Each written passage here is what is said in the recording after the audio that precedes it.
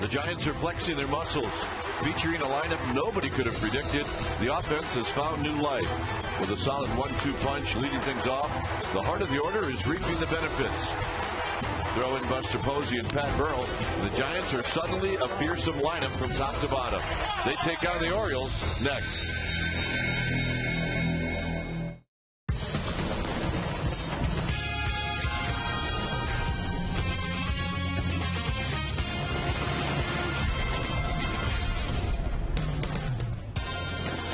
The homestand continues tonight as the Giants will welcome in the Baltimore Orioles in Game 1 of this 3-game series.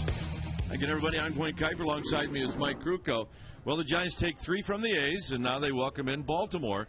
Baltimore's struggling right now. It is not a team you can take lightly, and the Giants will hand the ball to Jonathan Sanchez. Well, Jonathan Sanchez needs to find that arm slot. We always seem to be talking about the same thing when we talk about Sanchez, but his last outing in Cincinnati, I mean, he really struggled to get through 5 innings, and I think tonight being back home, I think it's the place he likes to pitch much more than any place on the road, and I think we can expect him to go deep into a ball game and give his team a chance to win. One thing, Giants pitching does not have to feel like they have to go out and shut anybody out right now. The offense is good, they're scoring runs, and that makes pitchers all the much happier. Alrighty, look for a happy Jonathan Sanchez.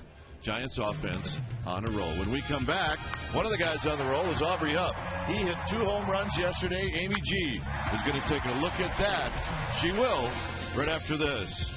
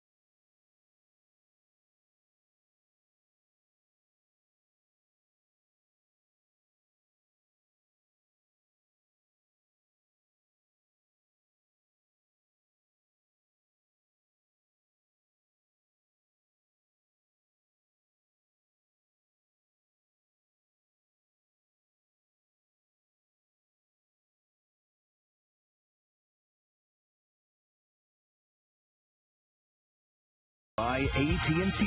Find out what's possible with the nation's fastest 3G network. AT&T. Rethink possible.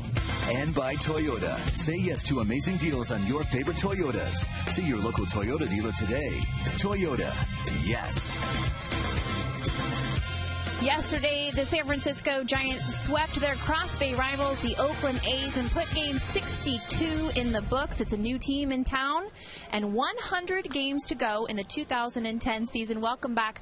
I'm Amy Gutierrez. The Baltimore Orioles are here. They have not been to San Francisco since 2002, and I'm guessing they'd like to have one of their former players back in Aubrey Huff. He was with the Orioles from 2007 through 2009, and he's been doing great as a San Francisco Giant. He is our Ford right choice as we take a look at his performance yesterday. What a day he displayed. A 2-run shot off starter Vin Mazzaro in the 6th inning, deep into right center. And then he said, hey, why do it once when I can do it twice? He does it again in the 8th inning, ensuring the win for his team. A 2-run big fly off Craig Breslow. A 4 RBI day for Huff. And when asked about his productive day, he said, I'm simply seeing ball, hitting ball. The Giants hand the ball over tonight to Jonathan Sanchez as he faces Chris Tillman of the Orioles. Game 1 coming up in this 3-game series soon, but after these messages, we will check in with our Sportsnet Central studios for an update.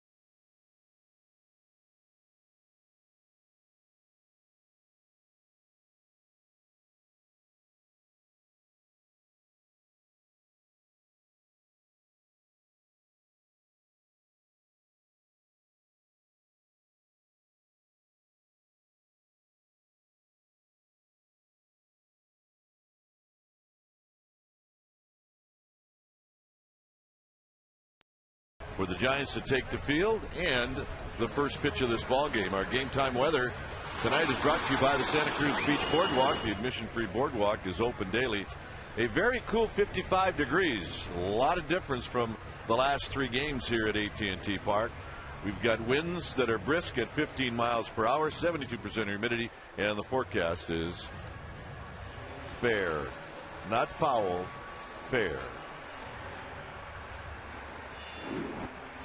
All right, let's take a look at the Orioles lineup brought to you by Southwest Airlines. It'll go like this. Patterson will lead it off, followed by Miguel Tejada, the former A. Nick Markakis is in right field hitting third. Then it's Ty Wigginton. Adam Jones, be careful of this guy. He's young, he's talented, and he's got an 8-game hitting streak. It'll be the catcher, Mark Wieters, followed by Garrett Atkins, Cesar Izturis, and Chris Tillman will be on the hill. Defensively for the Giants tonight, it is a defense that ranks quite well in the National League. In fact, they rank tied for first with the Cincinnati Reds with a fielding percentage of .989. Tonight's lineup will be Burrell, Torres, and Huff. That's your outfield. Uribe, Sandoval on the left side of the infield. Freddie Sanchez, Buster Posey on the right side, with Eli Whiteside doing the catching as he always does when Jonathan Sanchez is on the hill. And what do you say we take a look at our starting pitcher stats? Are brought to you by your Bay Area Hyundai dealers. For Sanchez, start number 13, 4-5 on the year, 2.82. But here's the deal. 73 and a third, 51 hits allowed. The league is hitting 195 against this guy. It gives you an idea what type of stuff he's got.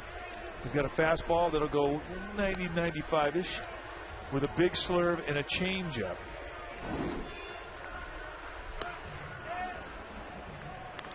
Right now we're going to take a look at our Toyota keys to the game. And number one, first and foremost, don't let the standings fool you. I know the Orioles are 17-46, but do not take them lightly because they are big leaguers and they can beat you. Number two, Sanchez, strike one. His last outing is in Cincinnati. He struggled to get through 5 innings. And the problem was command, and the problem was a lot of 1-0s instead of 0-1s. Tonight we're going to watch the 0-1 statistic. And finally, before the game today, Pat Burrell said that this is the Wild Kingdom defense. I said, what are you talking about? He says, well, we got the Panda at third, we got a Gazelle in center, and we got 2 Water Buffaloes in left and right, referring to he and Aubrey Huff. So we're going to say, feed the Water Buffaloes. They've been great. There's the Panda, and those are our Toyota keys to the game. All right. I learn something every day. It's the Water Buffalo defense. Burrell was telling the story. He was laughing so hard he could hardly finish it. Yep. All right. We got baseball here at AT&T Park. Interleague action. It's the Giants and the Orioles. Both organizations orange and black. And the first pitch is on its way, and Patterson fouls it back. So we get underway at 7:16.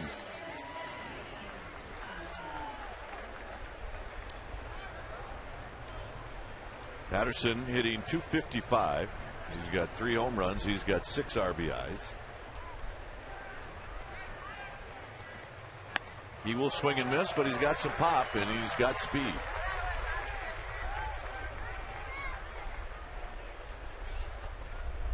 He is in left field tonight with Tejada to follow, and then Markakis.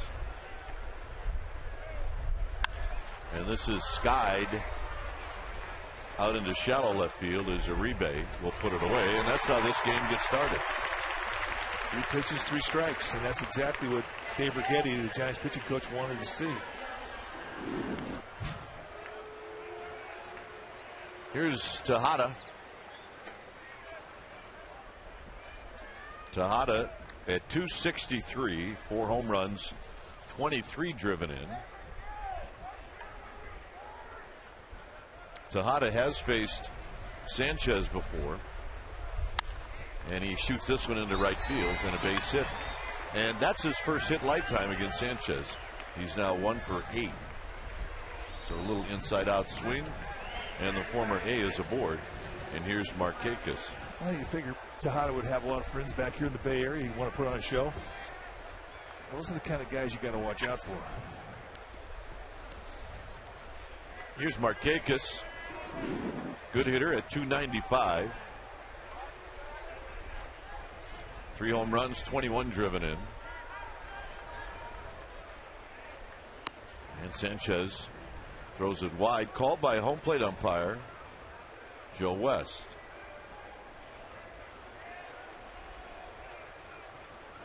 Molino, Drake, and Hernandez from first to third.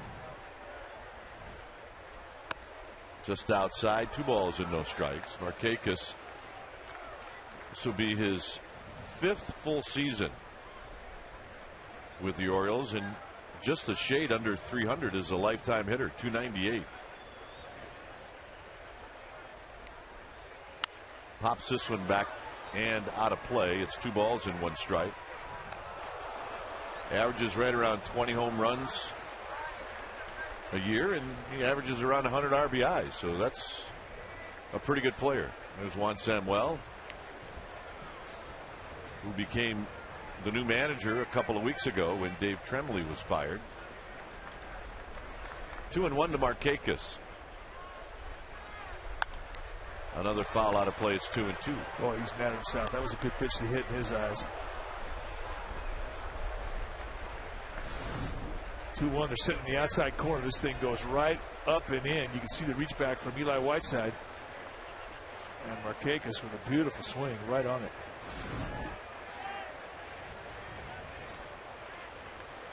See the home run production in his career.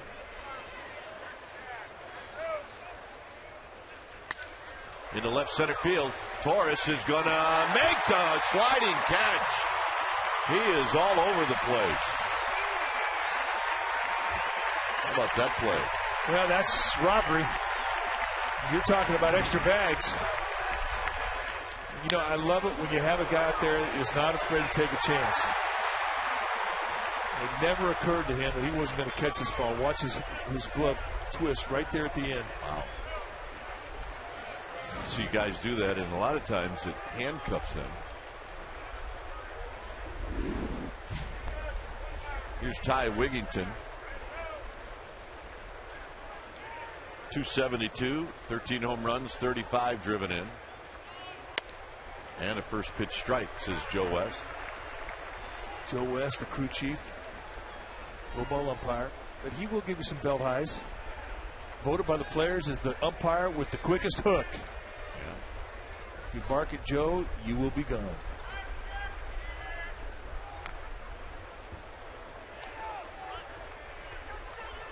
Joe West broke into the big leagues in 1977. Wigington has faced Sanchez before 3 times. He's 1 for 3. And another strike to make it 0-2. And Joe West is not afraid to ring you up. He's not one of those umpires that get you to a quick 0-2 that won't call a corner strike to get you out. He will ring you up. In fact, I think he kind of enjoys it.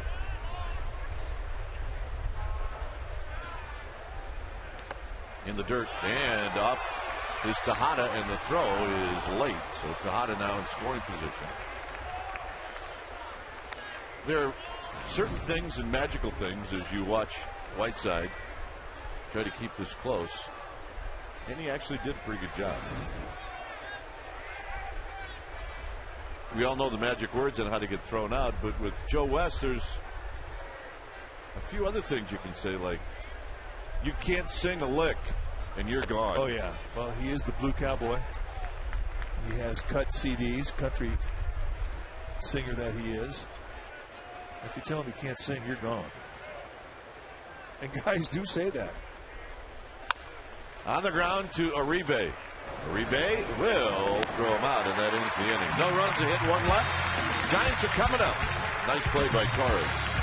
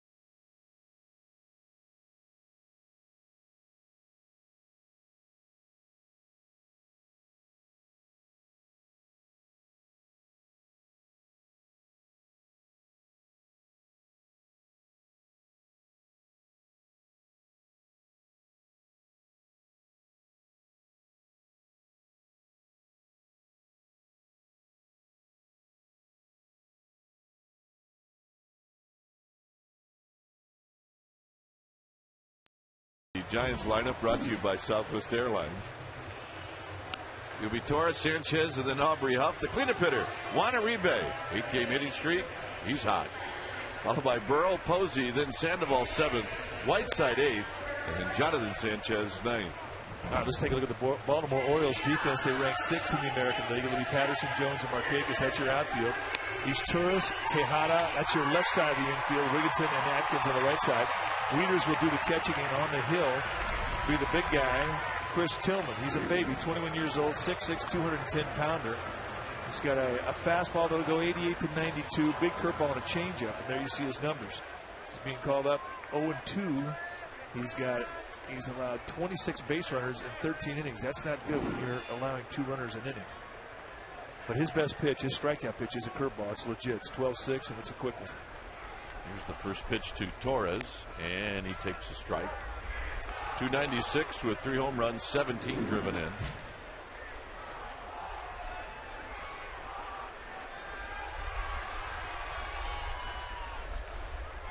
And there's the curveball. Nothing in 2. So you got a good scouting report. Yeah, well, it's great to be able to walk in the Giants clubhouse and actually watch the guy throw, 50 pitches, and you get a pretty good idea what he likes to throw. Well, we watched for about 10 minutes, and it was almost 60% breaking balls. A lot of curveballs. His fastball is pretty straight. 2-2. Sanchez and then Aubrey Huff on a cool Monday night. Here in the corner of 3rd and King, and we're glad you joined us. Hit into Triples Alley, and Torres is going to run for a while. Let's watch him fly. Jones gets to it, and Torres is not going to stop, and he will make it.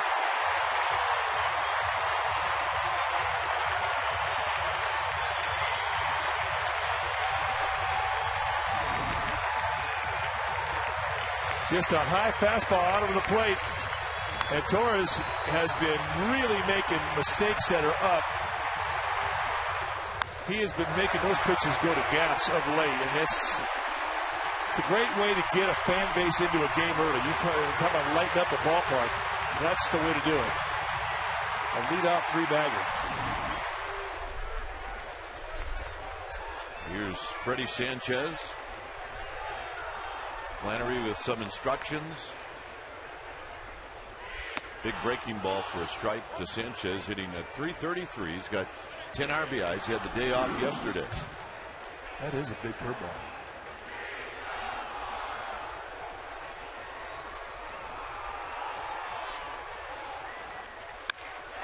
Deep to left. Patterson back. Patterson's going to make the running catch. And coming in to score is Torres. And it's 1-0 Giants.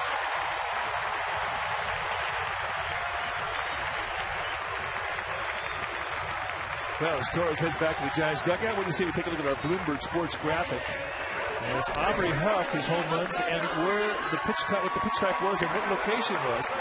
6 he's hit on fastballs, 4 on changeup, and 6 up into the middle of the plate. Basically, if you look at that, he's able to hurt you with a long ball everywhere that goes waist to the knees. So you have to say he's more of a low ball hitter looking at these numbers. Here is Huff. A nice day he had yesterday. Couple of home runs. 2 for 4, 4 RBIs. Well, 2 balls and no strikes. His numbers in interleague pretty good. He's a hitter. Rolls this one to the first baseman Atkins. Huff will not be happy with that. 2 outs. Now you check swing and put a ball in play, you're ragged. You want to play your mulligan card right there. Would you save yours when you're playing golf on the first tee, or do you use it? Oh, I save it. Yeah. But not this time for Huff. I want it back. No, he definitely would play it. He would play it. Uribe takes low. So you want to make money for charity? Allow big leaguers to buy a mulligan card. Absolutely. And set a price, 50 grand. On the ground to second, and have the pitcher make the last bid to negate it. Giants lead 1-0.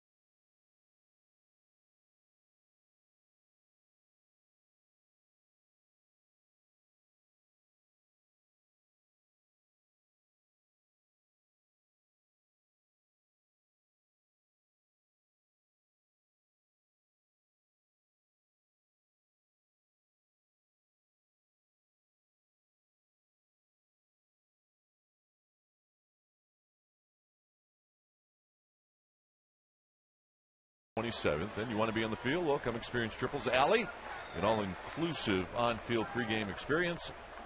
You're very close to batting practice. Your game ticket will be located lower box above the Boston bullpen. 415-972-2298. Operators are sitting by. We don't like to ask them to stand. They are sitting by. Sitting by. That's true. Why do they always say standing by? That's a good point. Here's Jones, who bounces this one foul.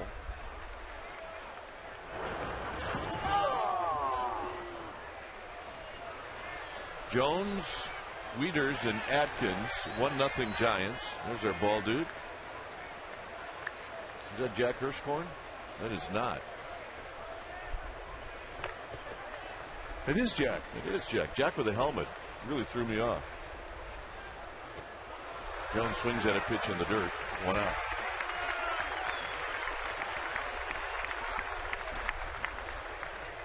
First strikeout for Sanchez. So here's Wieters.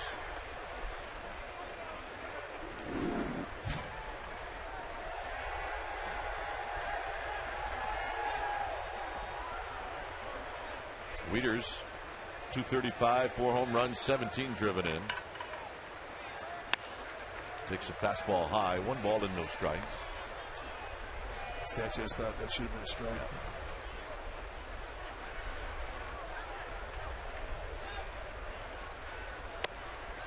2-0. You know, a lot of umpires, when they call a ball and a close pitch, they'll turn their head. Not Joe West. When he calls a close pitch a ball, he looks right at you.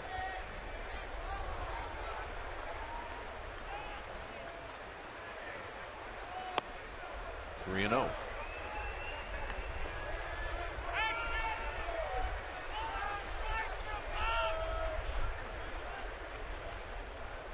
Atkins to follow. Here's a strike. 3-1.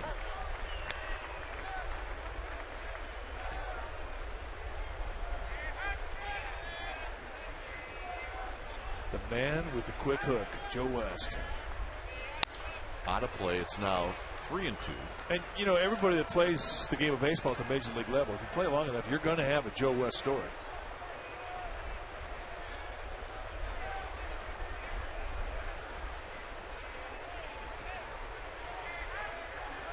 But you have to tread lightly when you're going to voice an opinion about a player or a pitch.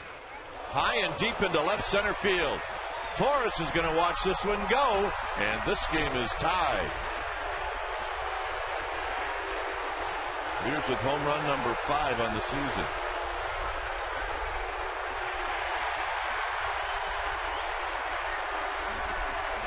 Wheeler's a first-round pick out of Georgia Tech, and all the Oriole people are just excited about this guy. They think as soon as he gets his sea legs, he's going to be a force in this league. Obviously, lots of power, down and in fastball on a 3-2 challenge, and he just measures it out and leaves Earth. Now, last year in 354 at bats, he had 9 home runs.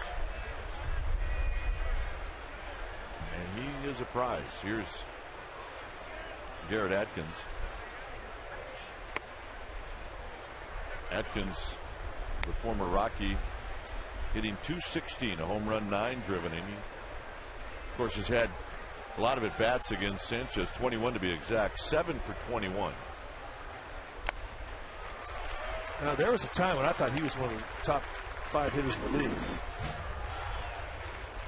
He put up some great numbers in Colorado.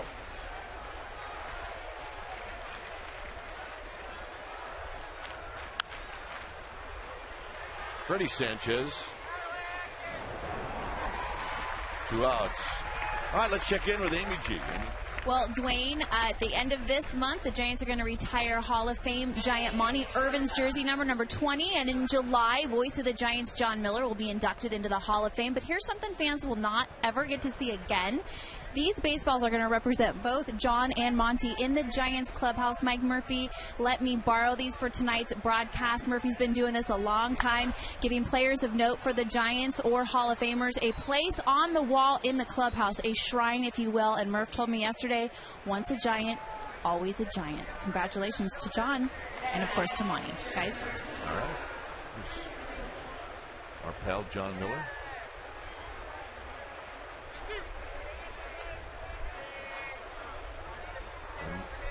That disc will go up to John Miller next to a couple of guys he listened to when he was a kid.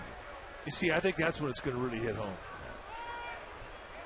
Because, as you point out, those were the guys that made him fall in love with baseball. Russ Hodges, Lon Simmons. And once they put that, his circle up there next to theirs, that's when it's going to hit home. 1-0 to Chris Tillman, his first at bat this year. He looks at a strike.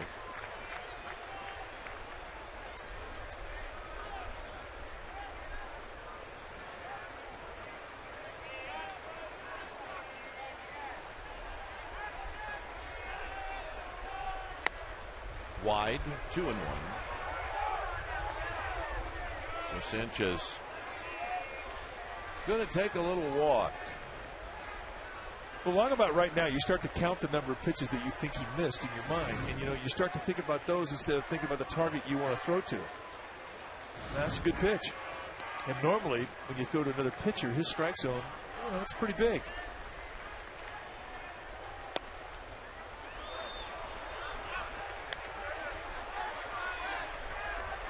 And you just do your best to hold your composure. But it can rattle you.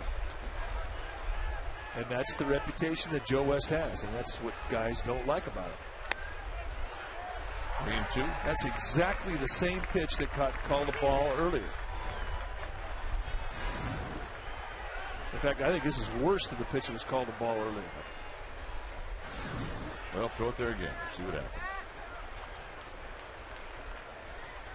Runner goes on the ground on one hop to Sanchez, and that'll end the inning. So, the Wieters home run ties it up, and Pat Burrell will lead things off.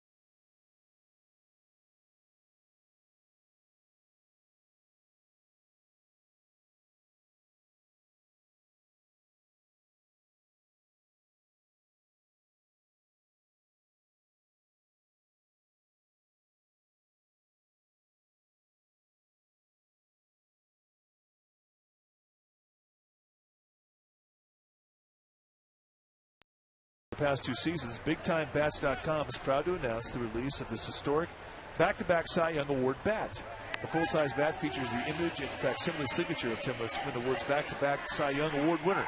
Production is limited to 2009 individually numbered bats. Each one sells for $99.99, or make that $99.95 plus shipping and handling.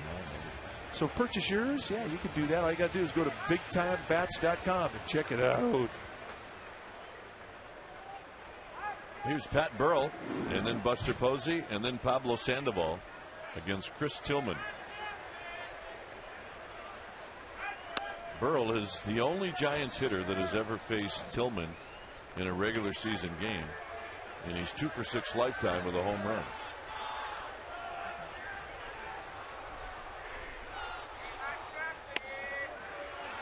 One ball and 1 strike.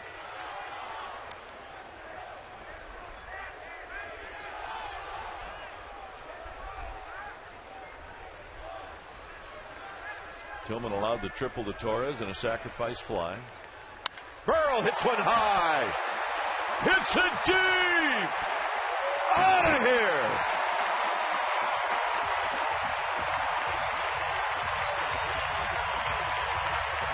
And the Giants retake the lead. Well, we're going to make it our Dodge Ram drive of the game. A Bay Area kid has come home, and he is loving life. And he's got a hot bat. Home run number 2 in a Giants uniform. And you make a mistake that's out over the plate, and he will lose it in a hurry. And that thing went halfway up the bleachers. That's a big fly. It had the sound. It's a Matt Williams home run right there. Yeah. Not quite a halfway, but close. Buster Posey fouls it back. And now Tillman's got to find some better location with that fastball.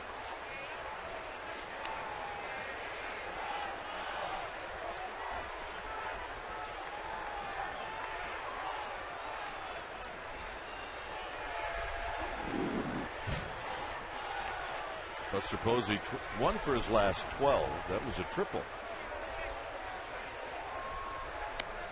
Good breaking ball, and it's a quick 0-2. You cannot get into a 2-strike hammer situation with Tillman, because if you can use that breaking ball on you, you're in trouble. It's a good one.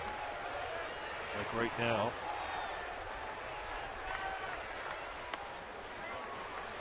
Starts out right at the left shoulder of Posey.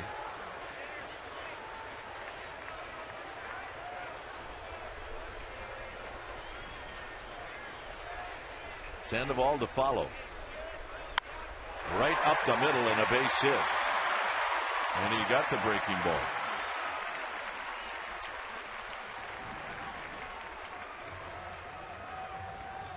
Giants Baseball is brought to you by Grown Ups in theaters on June 25th.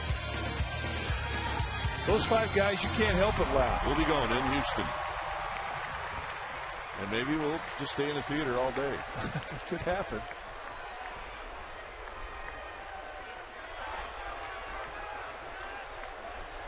Sandoval. Sandoval hitting .282 with 5 home runs, 24 driven in.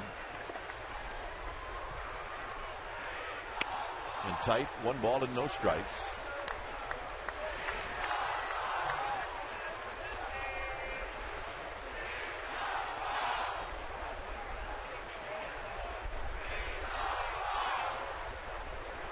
Tillman.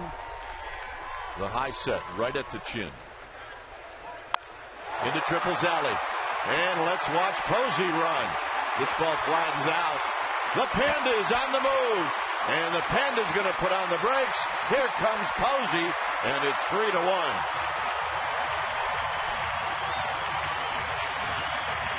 Boy, if he got hot.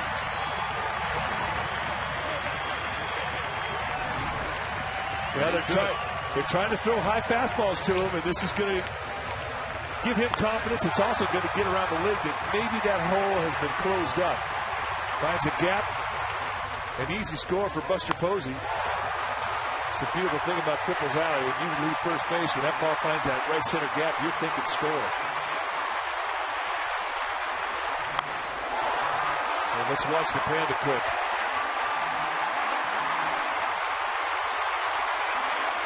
Gets the stay sign from Flannery at third and breaks it down at second. It's Rick Kranitz, the pitching coach, out to have a word, and here's Eli Whiteside.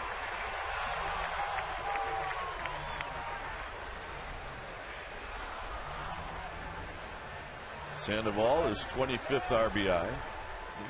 The last couple of years has been a doubles machine. See Whiteside's numbers, he's got 4 home runs, 3 here at AT&T Park. For Sandoval, that's his 17th double. Only his roommate Andres Torres has more.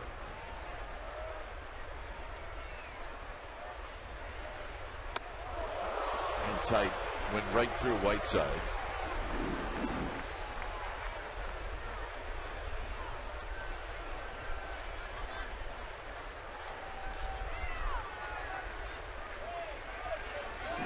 A home run, a single, and a double here to start out the second. Whiteside waves at a pitch. It's 1-2.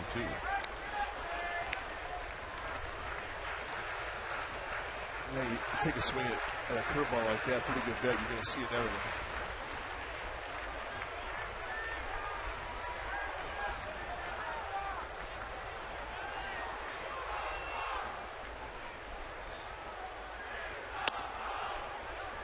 Fastball.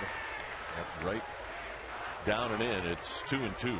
Yeah, and this is one of those situations. Usually we talk about runner at second base, nobody out. You got to get that runner with third. But when you're hitting 8 spot in front of a pitcher, you don't think about it. You think about driving this guy in. Past Tim Flannery. Anytime that ball goes down by the end of the dugout, or the grounds crew is, yeah, that is a major ugly fight. Yeah, I have to agree with that. Those guys there, oh my goodness. Yep, they even know it. Yeah, you don't have to have good looks on your resume to get a job as a grounds crew guy. 2-2. Wide, 3-2 to Whiteside. Pitch out of the strike zone here would really set a table for Jonathan Sanchez.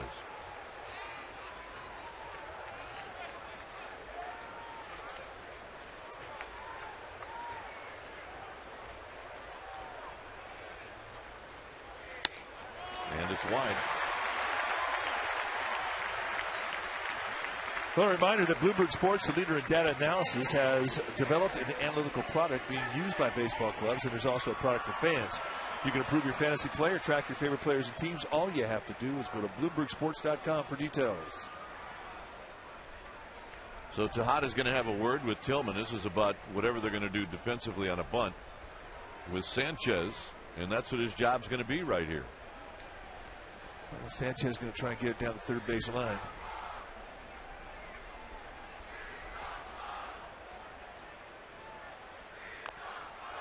And this is foul. Sanchez has 3 sacrifice bunts. But if you go down the first base line, Garrett Atkins has a good arm. And Pablo Sandoval with average speed, if you bunt the ball to first base, good chance he's going to get it thrown out at third.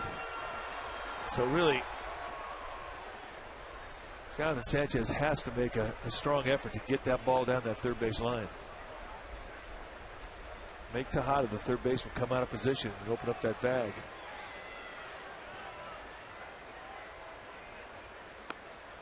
And the breaking ball for a strike. If you've seen the breaking ball before, that would be the one you'd want to bunt.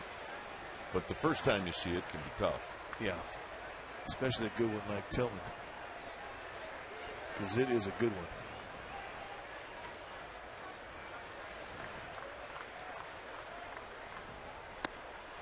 And Sanchez will walk away very disappointed.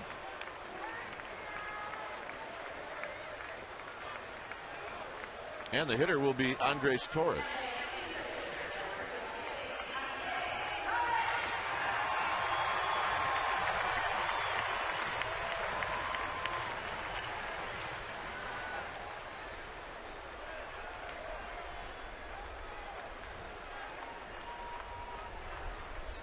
Torres tripled to lead off the bottom of the first inning.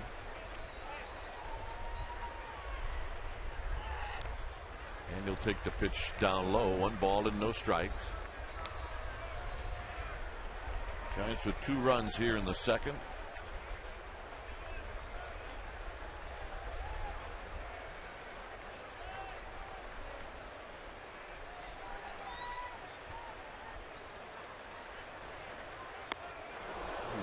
Good changeup. We haven't seen him throw that changeup very much. I bet he starts throwing a little bit more now. Maybe trying to save it for the second time through the lineup, but this is definitely a good one. You can see just how far out front Andres Torres is.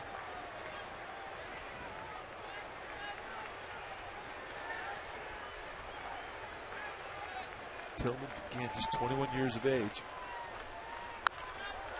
That's a fair ball over the first base bag. Sandoval's going to score. Whiteside's going to be held up. Torres has got a double, and the Giants now lead 4-1.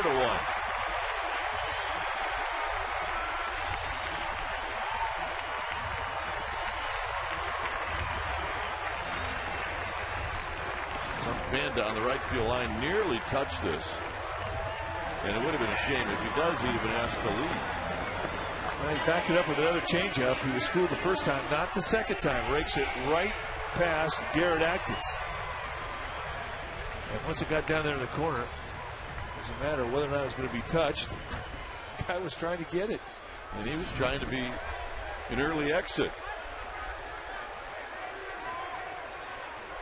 Here's Freddie Sanchez, runners at second and third.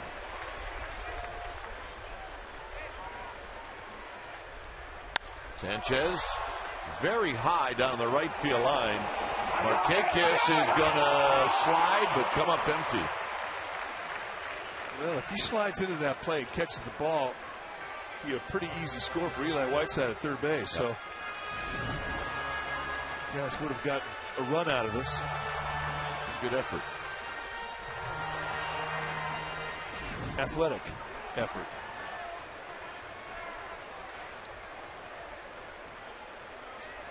Sanchez with a sacrifice fly in the first.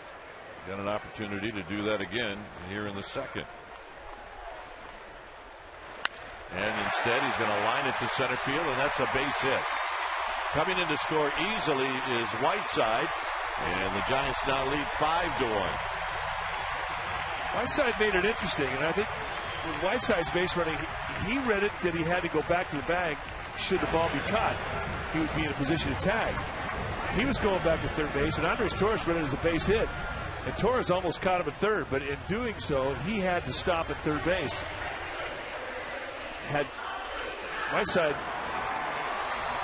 had he made a break towards home initially, they may have been able to pick up 2 runs on that hit. Torres, with his speed, see how close he was to third base with Whiteside going back to the bag, but a nice AB from Freddie Sanchez. Well, Huff was okay with that. Yeah, and 1 out, absolutely. So Freddie Sanchez, 2 RBIs tonight.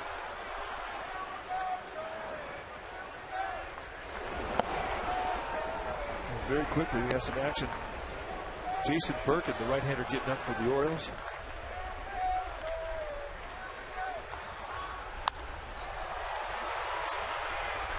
Tagging is Torres. Jones is catching. And Torres is going to go. And Jones chooses not to throw. And it's 6-1. Well, if I'm pitching and a guy catches a ball at medium depth in the outfield and he doesn't even try to make a throw at first base, and he's healthy, let's just assume he's healthy and he can throw. Correct. Because he may have a sore arm. But if I'm a pitcher and the guy doesn't come up throwing in that scenario right there, I'm a little hacked off. Well, at least throw hard to the cutoff. But, you know, I'm going to give him the benefit of the doubt. Maybe he's got a sore wing and he can't throw. But there's no excuse for not making a good throw in that scenario unless you're hurt.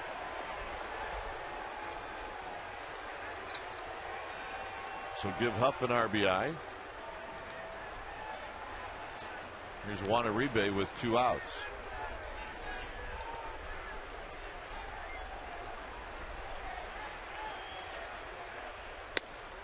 Good breaking ball.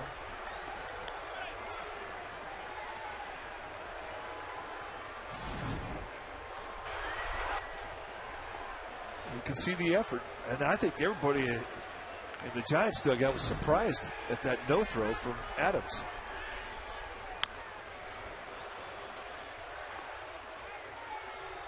Adam Jones, rather. I beg your pardon. I hate it.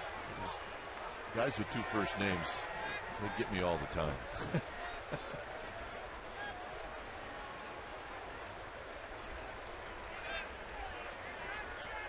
Hey, I'm doing better. I had Raj Mathai in center field yesterday. That's right. And Raj was very pleased about that.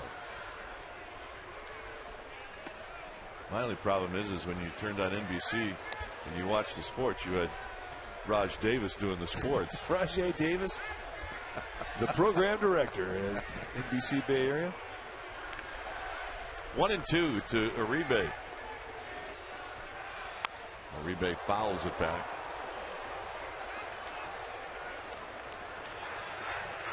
Burrow led this inning off with a home run. Got the averages.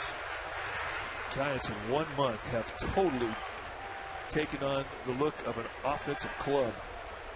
It's remarkable what's happened here the last 4 weeks. Uribe hammers it foul. The guy in the batter's box has had a lot to do with it. Leonard's on the move. Make that Jack Hirsch scoring. Come on, Jack. Yep. Nice going. That big Jack.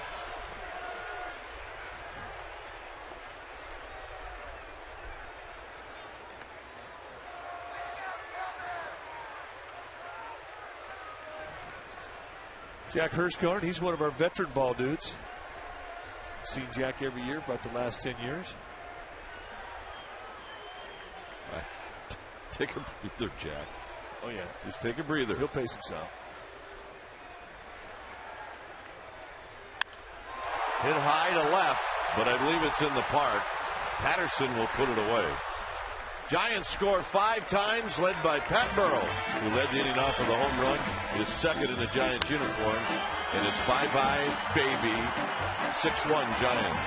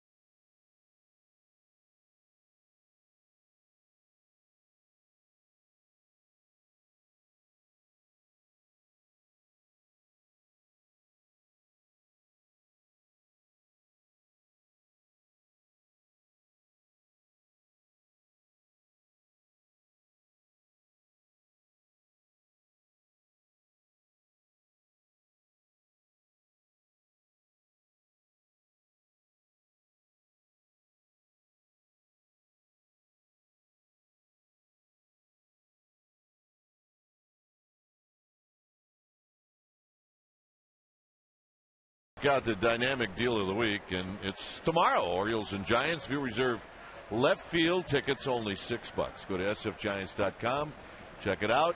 We see people sitting in those seats right now because today was one of the dynamic deals of the week. So take advantage of it. A lot of people have tonight. Patterson swings and misses. 1 ball and 1 strike.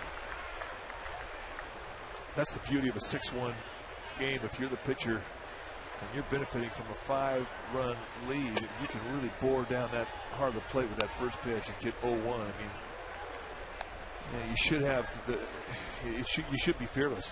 Because you're not, if a guy hits out of the ballpark, so what? You got a 4-run lead. That lead should allow you to put the pressure on the hitter. 2-2. Corey Patterson going to have a word with himself. Swinging out of the zone there, 2-1.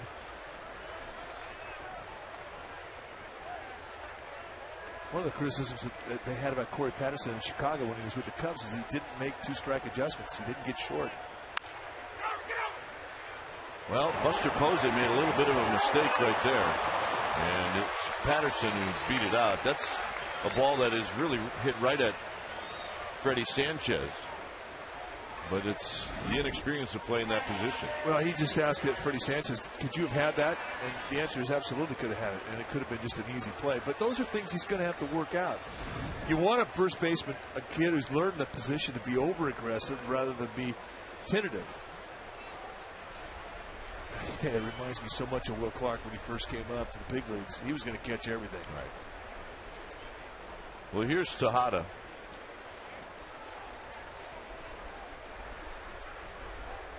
Well, also, Mike, even if Sanchez catches that ball, Freddie Sanchez, you know, Jonathan Sanchez always has a hard time getting to the bag just because of how far he falls off. Yeah, left-hander falling off towards the third base line, you bet. He's got to get completely unwound and get going, so he's never going to get a great jump. No. And with a fast runner like Patterson out of the left side of the box, it's going to be a foot race.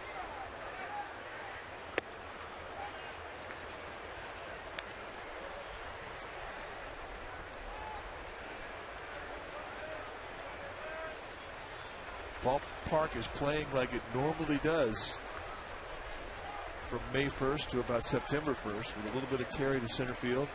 Right field, you got to nut it to get it out of here tonight. Sandoval, that's 1, and that's 2. And I don't think Freddie Sanchez was close to second base. Well, Rob Drake, the second base umpire, is going to get an earful right now from Juan Samuel, an old second baseman.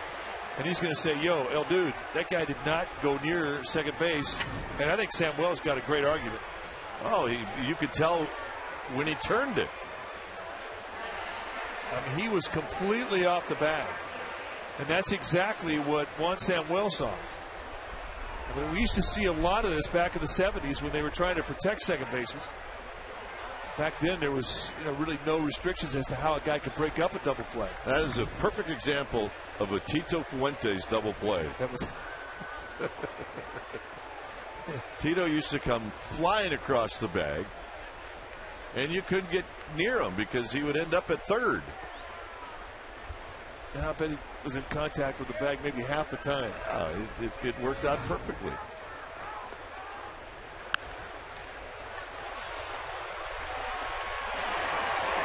Hey.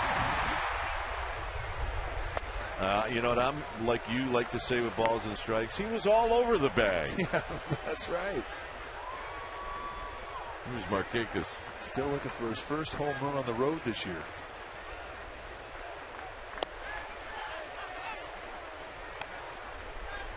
New baseball. Joe West will wing it back to Jonathan Sanchez, who flips it into the dugout. Markakis lined out to Andres Torres, who made a really nice catch back in the first inning.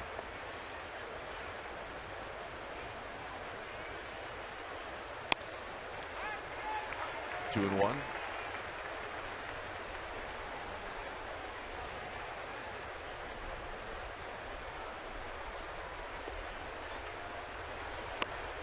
You know, if you're Freddie Sanchez and you go back and you see, it's not a bad idea to say something to the umpire. You know, I need to give you a better shot at that. Because Drake is going to look at that and he's going to be ticked off at himself. And umpires are very critical of their work, and they just want to get it right. They don't have an agenda out there. I mean, they do make a mistake. They do feel bad.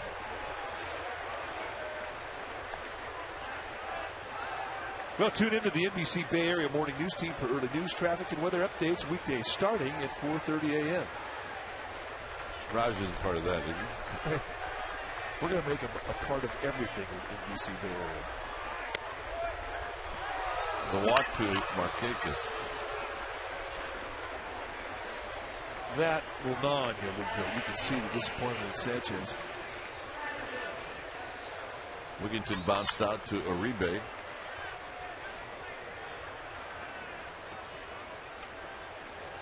Giants 6, Orioles 1. One other National League West team playing tonight, and that's the Padres in Toronto, has a 4-0 lead on San Diego in the third inning. Wigginton fouls it back.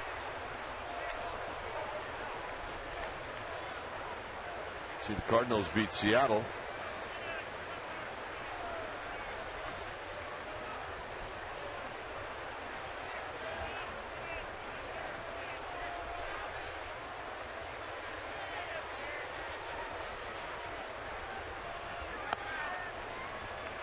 Breaking ball low and in. 1 ball and 1 strike.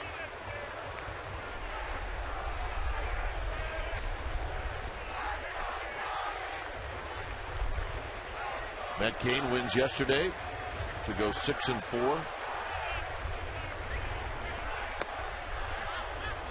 2-1 to Wigginton. Tell you what, though, it's a good finish on that changeup. You know, he used his split finger fastball for his changeup, and that's been a pitch that has been tough for him to have a good release with. When he was starting to throw it, you'd see him throw it in 0-1, 0-2, 1-2 counts, but now he's starting to throw it in counts where you have to be a little more consistent to the strike zone with. And he's finishing that pitch off, and he's very close to having that become a big part of his arsenal. He got in on the hands of Wigginton. It's now 3-2.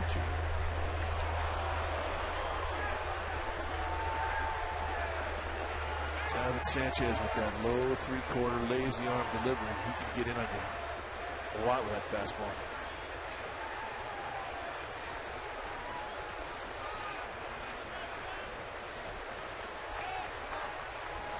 Three-two pitch. Markakis goes on the ground to Uribe. And Juan Uribe will throw on to Buster Posey, and that'll do it. So with the help of the double play, it remains 6-1 Giants.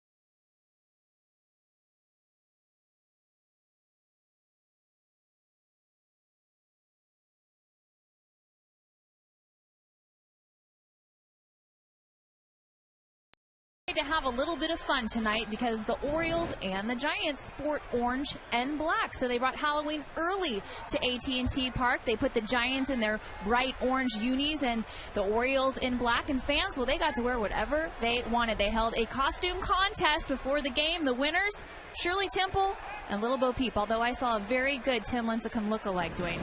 Yeah, I did too. Here's Pat Burrell. Burrell takes high, facing a new pitcher, Jason Birkin. It's a 6-1 lead for the Giants. Giants sent 9 men to the plate in the second inning. Burrell led that inning off with a long home run to left. And here he takes a strike. When it's time for a change, think speedy. Oil change and tune-up. your oil change, tune-up, and smog experts. Numbers for Jason Birkin. 1 and 2. Birkin, 26-year-old, 6 foot tall, 210-pounder. In his second year at the big league level, came out of Clemson. Got a nice ERA at 31 2/3. Well, he gets Burrell swinging, so. Hey, that's the guy that sat in front of you at the movie theater, isn't it? There's a bunch of these guys around. I mean, you cannot be happy if you're the person sitting behind this guy. I mean, I think that's really great. Notice they all left. I mean, I think that's fantastic. But you got to be in the back row somewhere.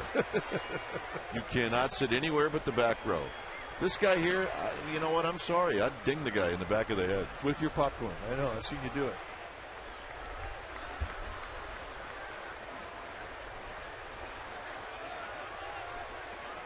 Actually, it's kind of a little weird looking, to be honest with you. Hey, bring your glove. Get hit in the back of the head by the guy sitting behind you. That's how it goes. Yeah. I agree with you. Posey singled in the second inning.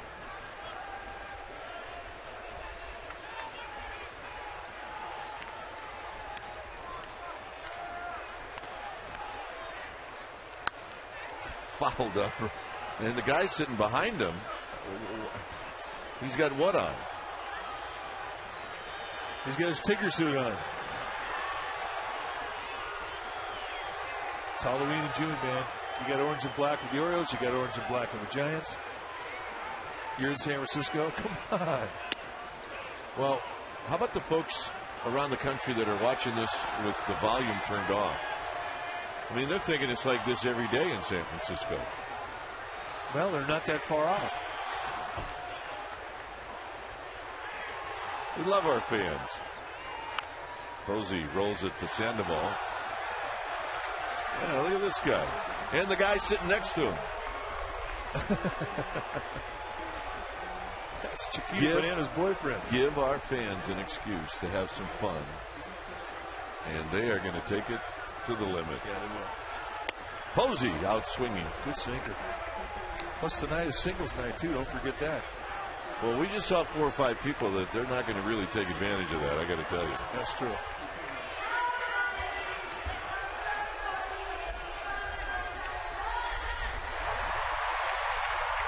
Muldowney up at the splash can. He usually by the end of the night has some friends up there. Oh, yeah, he'll have some friends up there.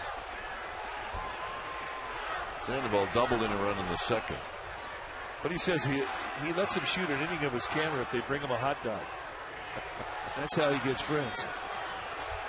Yeah. They had you guys on, and you both were knuckleheads. We have a phone rule violation here.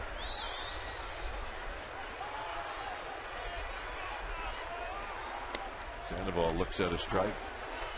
It's a good pitch. Birkin has come in here and definitely throwing some water on the campfire.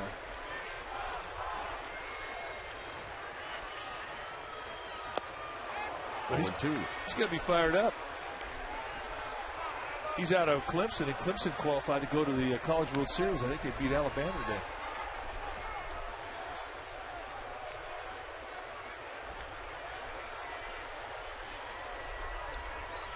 Oh, 2 pitch coming up to Pablo Sandoval.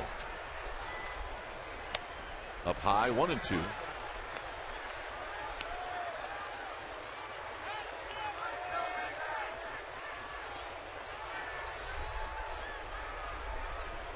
One-two pitch coming up to Sandoval, and it's slowing in. 2 balls and 2 strikes.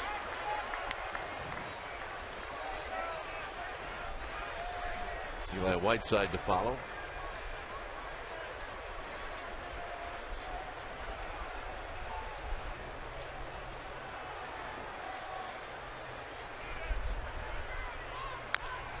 Sandoval rolls it on the ground. Foul. Now, Jason Birkin is a 4-pitch guy, a fastball, curveball, slider, changeup, but he also knows both movements of the fastball. He's throwing some 4-seamers. He struck Posey out of the 2-seam fastball. throwing well. I can see why his ERA is in the 2s.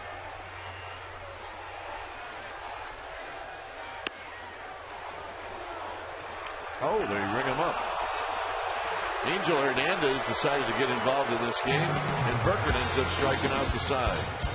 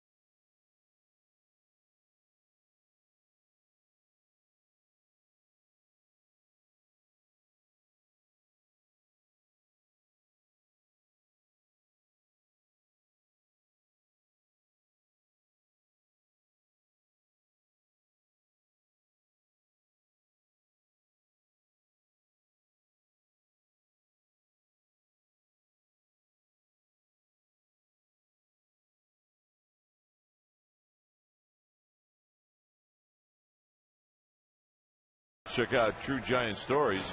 On this date in 1995, Mike Benjamin went 6 for 7, setting a Major League record.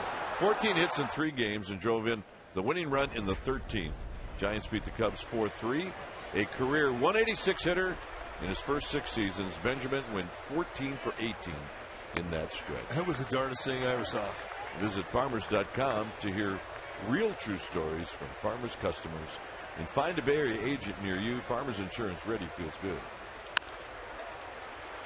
Uribe. Posey digging it out. Nice play by Buster Posey. Right now we're going to ask our trivia question brought to you by AT&T. Rethink possible. Name the only player in Orioles history to win the Triple Crown. Here's Matt Wieters.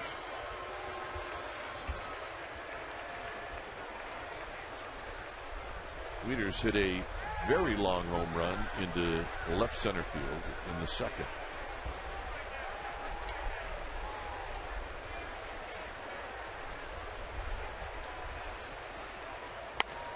Fastball for a strike.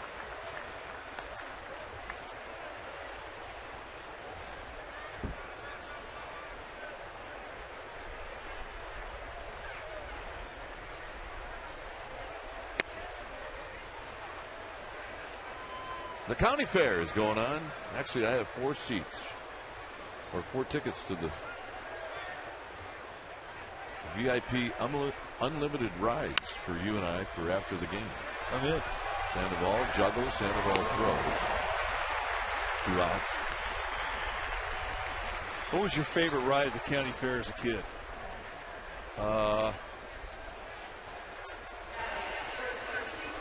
Yeah, what did the Hammer do? Jeff is telling me my favorite ride was the Hammer. He remembers, I don't. That thing just go.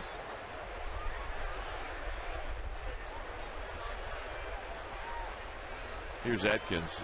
The Hammer spun around, and then it also twirled you inside this little cage. Yeah. And if you went on it, you were like this one of the stars. Yeah. I think now they call it the zipper. I like the one where you got in the room and it started to spin and then they dropped the floor and you stuck to the wall. That was the one. 1-1 pitch to Atkins. I like that one too until it really happened at Candlestick during the World Series. Yeah, that's true. And then I didn't like it anymore. It's no longer my favorite. But I didn't dig the Ferris wheel that much because they just stop it when you're on top. Yeah, it's too slow. I didn't like it.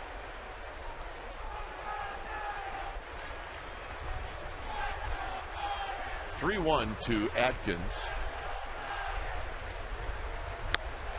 3-2 to Atkins.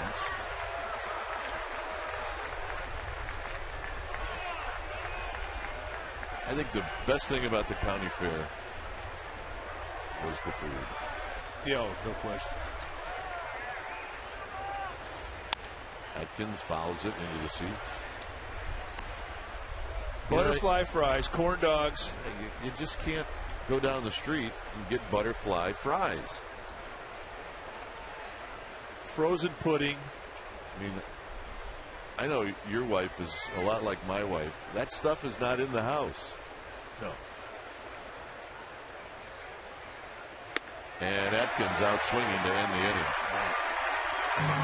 Giants are coming up. 6-1 San Francisco. That was a split. That was a good one.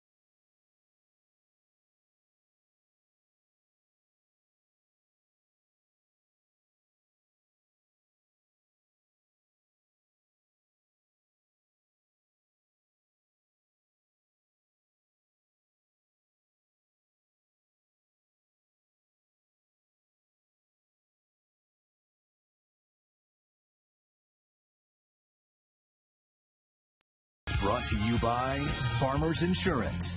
To find your local Farmers agent, call 800-FARMERS today. By your Northern California Honda dealers at shophonda.com. And by Xfinity, the next generation in home entertainment.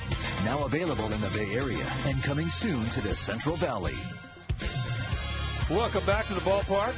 Time now to ask and answer our trivia question brought to you by AT&T. Rethink possible. The question tonight, name the only player in Orioles history to win the American League Triple Crown Award. The answer, well, Frank Robinson did. Giants manager back in 82, 3 and 4. And a good manager. We liked it. Taught us a lot about baseball. Here's Eli Whiteside. Whiteside, Sanchez, Torres, facing Jason Birkin. Frank Robinson taught us a lot about life, too. He did. Scared us a lot about stuff. Yeah, he was scary in a good way. With him, there was always accountability. You had to have an answer for what you were doing. You came off the field after giving up a home run, and he asked you, why'd you throw the pitch? If you didn't have a good answer, like, why'd you throw that slider? Well, the last time I faced him, I threw a slider, got him out, and he was on my fastball. I was trying to throw that thing on the outside part of the plate, and he hit it out. Well, that was acceptable. If you didn't have an answer, you were in trouble. Yep, the hardware came his way in 1966.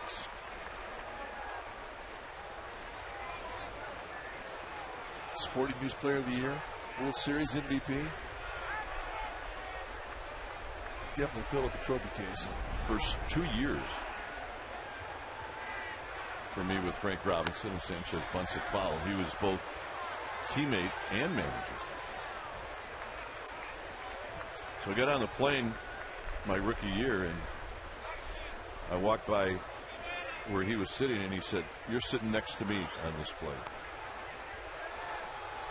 And I said, "Am I sitting next to you as a teammate, or is you're my manager?"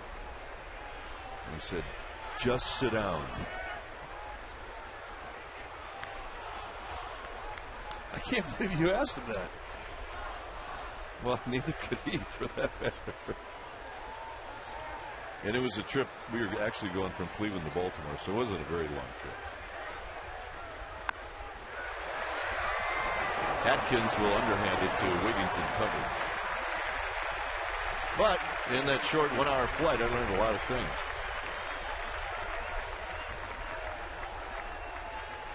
Well, it was just about accountability. I mean, you had to have an idea or a plan.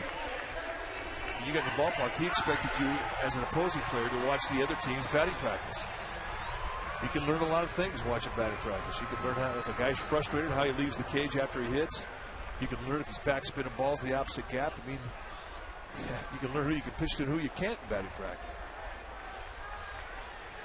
Here's Torres. Torres, he's got a triple and he's got a double. And he takes a pitch down low. Well, I think if the umpires, he's now in charge of the umpires. If they don't know what he's like, they're soon to find out. And he will be fair. Yeah, he will be tough and he will be fair. And I think the one thing everybody says, oh, this is going to be great. Frank's going to just say, well, he's going to be fair. And that's what you have to be.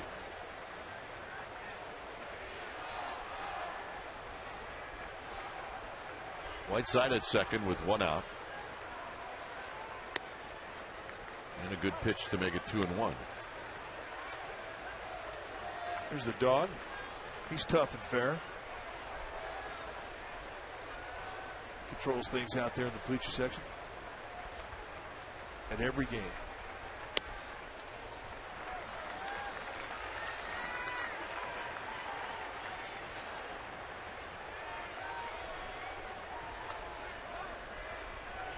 Yeah. Just give our fans a reason. 3-1. And the walk.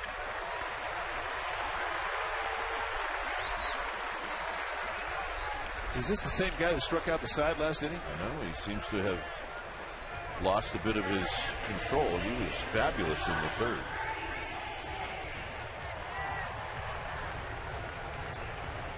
Sanchez has had 2 at-bats. He's had an RBI in each at-bat. Check out the 4 seats behind this guy. Gone. First pitch strike to Sanchez.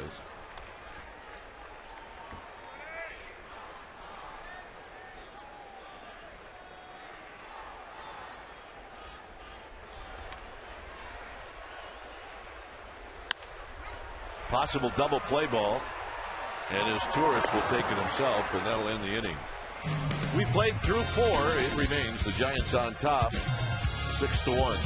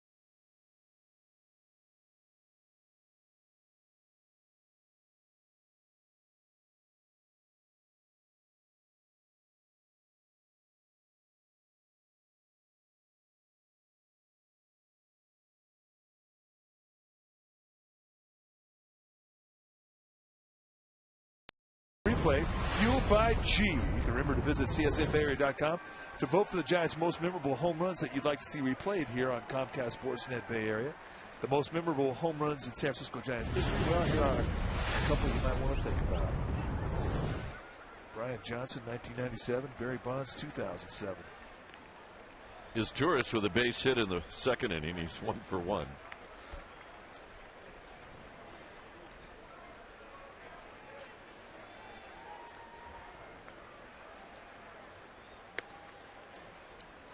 His tourist.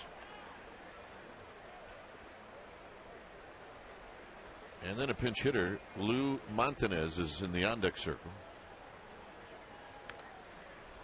Fouled back. It's 1-2. I tell you, the pitch he's throwing well tonight is that split. Yeah, how about a 3-2 split? Yeah, he threw a 3-2 split to Garrett Atkins, and that closed things out for the Orioles in the fourth. And he's throwing a couple of them here. This is a pitch that he's really gaining confidence in.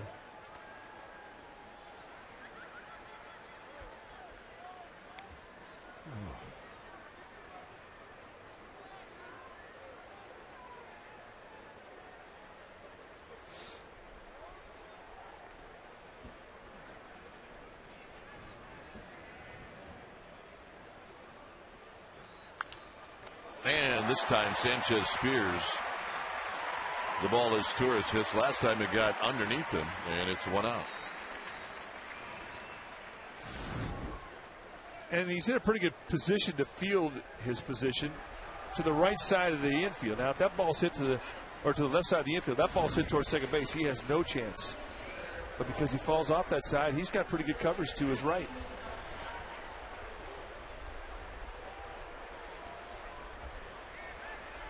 Here's Lou Montanez. 1 hit in his last 13 at bats. Takes a fastball high. You look at the bench players in the American League and you look at their numbers pinch hitting wise, as this is skied into left center field, hit very well. Torres, however, is going to get out there and he will make the catch. In Baltimore, they're measuring that one out. Well, no question about that. Montanez hit that ball well. But you look at pinch hit numbers, and there aren't guys that have a lot of at-bats. You just don't use your bench players as much with the DH. The most at-bats, 4 players have 4 at-bats as a pinch hitter. Wow. How do you stay sharp? It's impossible unless the manager DHs you once in a while. Here's Patterson, who takes low. If you're a bench player in the American League, then you're going to see a lot of bench time. You don't pinch hit, there's no pitcher. No double switching. Patterson, an infield hit in the 3rd.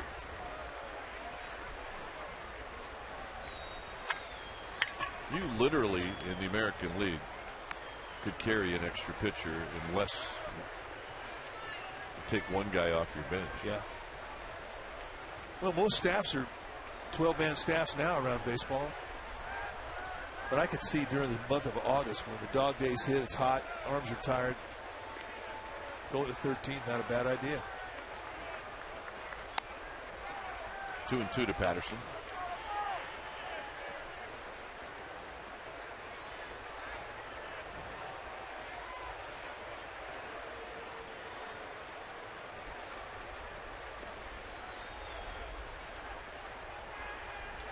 Got him, and that'll end the inning. 3 strikeouts for Jonathan Sanchez. Aubrey Huff will lead things off.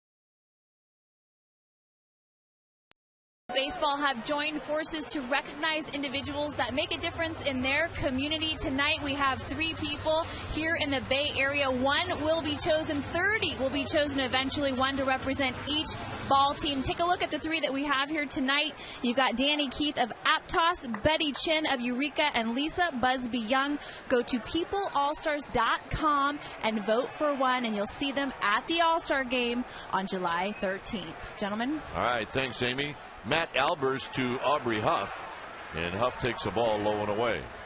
6-1 Giants here in the 5th.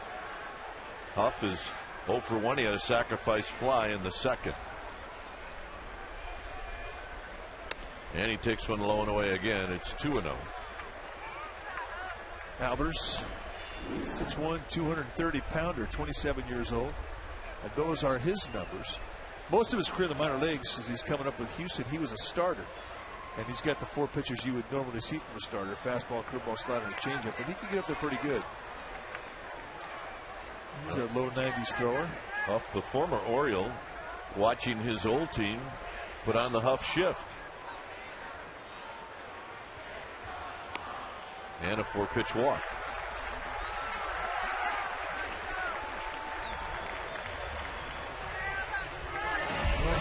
How does Aubrey Huff look in the orange and black? That's a Huff swing. Here's Aubrey Huff. He's going to round first. Jabba Chamberlain's on the hill. Well, remember when Jabba Chamberlain would strike somebody out, that was his reaction. So I don't think it sat well with Aubrey Huff. And when he took a beat, he gave it back to him. He did.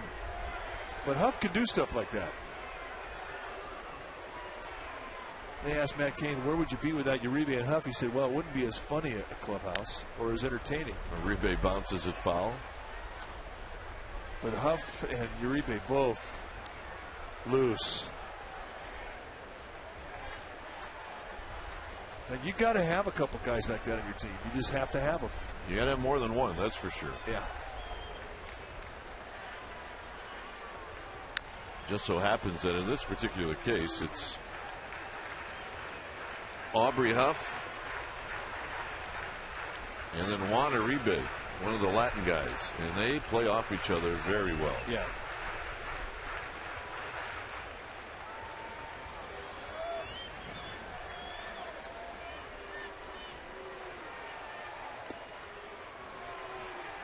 The 0-2 pitch low and away, right where Wieters wanted it, and now it's 1-2.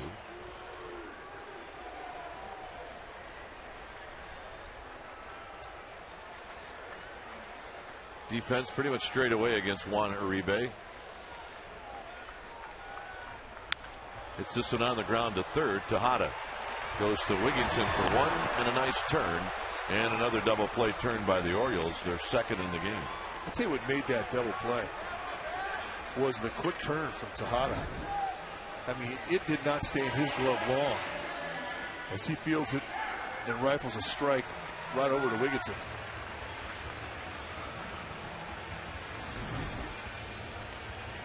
Yeah, I can do that. Here's Pat Burrell, a home run and a strikeout.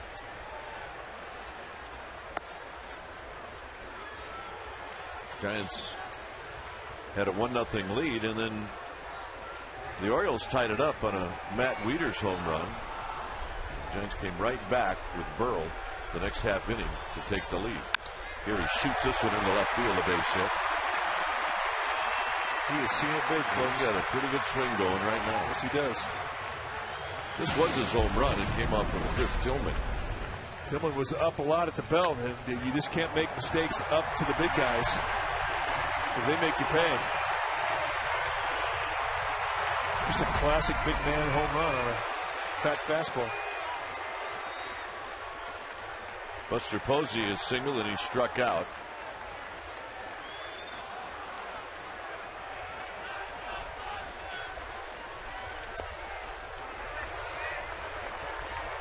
But Tillman will learn that up here. I mean, he's just 21 years old. He's got a great curveball and a changeup.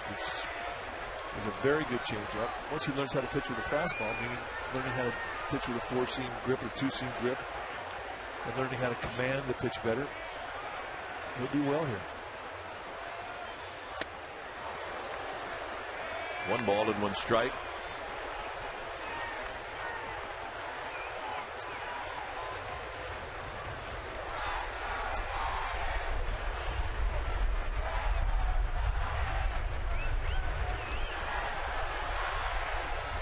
Said something on the wrap last night, and I just looked it up, how you go 2 months, 2.5 months into the season, and you look back at what the starting lineup was on opening day in Houston. Yeah.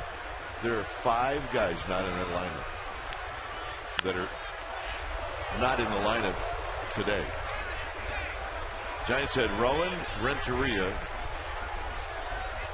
They had DeRosa, Molina, and Bowker in that opening day lineup in Houston. How much different does it look now? Well, night and day. Night and day. Night and day from a month ago when they played in Oakland, scored 1 run in 3 games. Posey on the ground sharply to third, and that'll be a force play to end the inning. Giants pick up a hit. They strand 1. 6-1 San Francisco.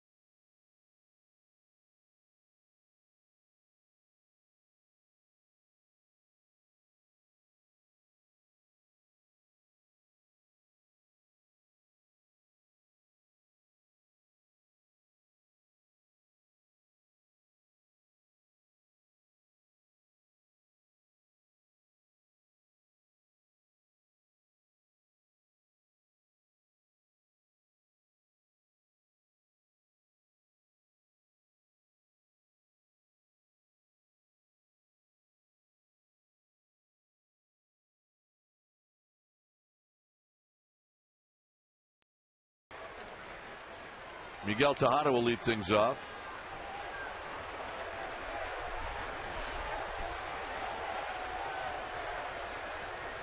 And Tejada bounces it foul. Tejada singled in the first inning, then bounced into a double play in the third.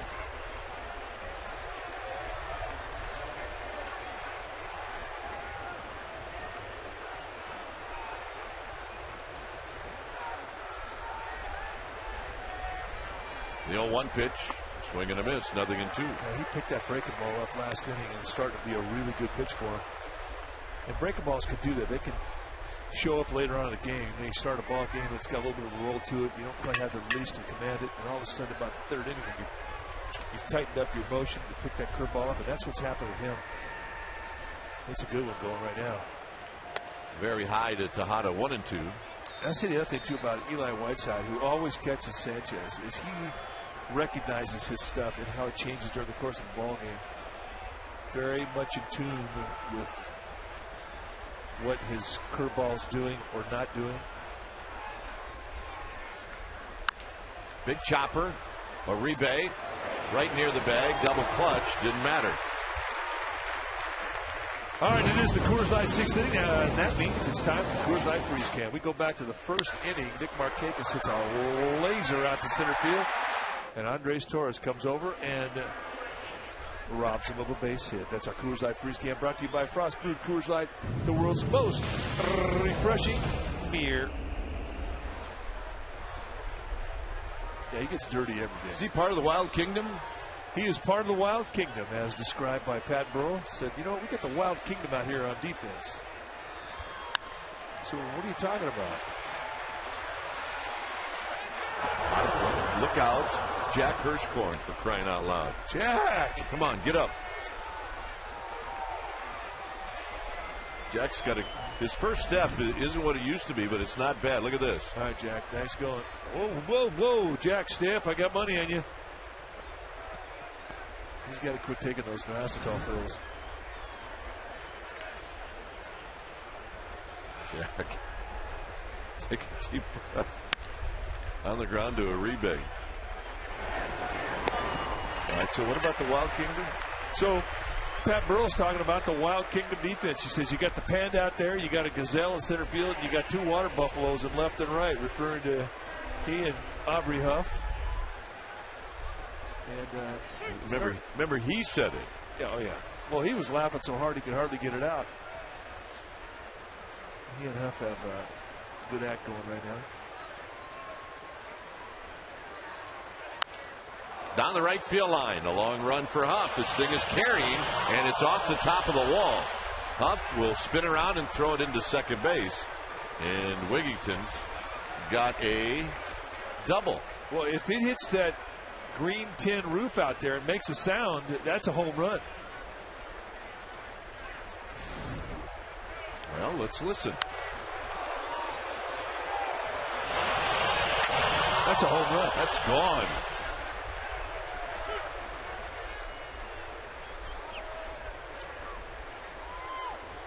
Well, it should be.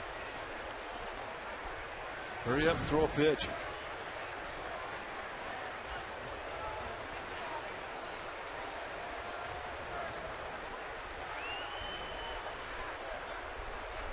Here's Adam Jones swinging a bouncing ball foul. Giants have gotten a lot of breaks in this game. That was definitely one of them. And that just gives you another idea of interleague play. The Orioles don't come here often, and they don't really know the ground rules. Well, it's plain and simple. If there's a noise that comes off of hitting that tin roof, that's right here. If it makes a noise, that's a home run. Outside. By the way, speaking of Water Buffaloes, yeah, we would like to send our best to Barney Nugent.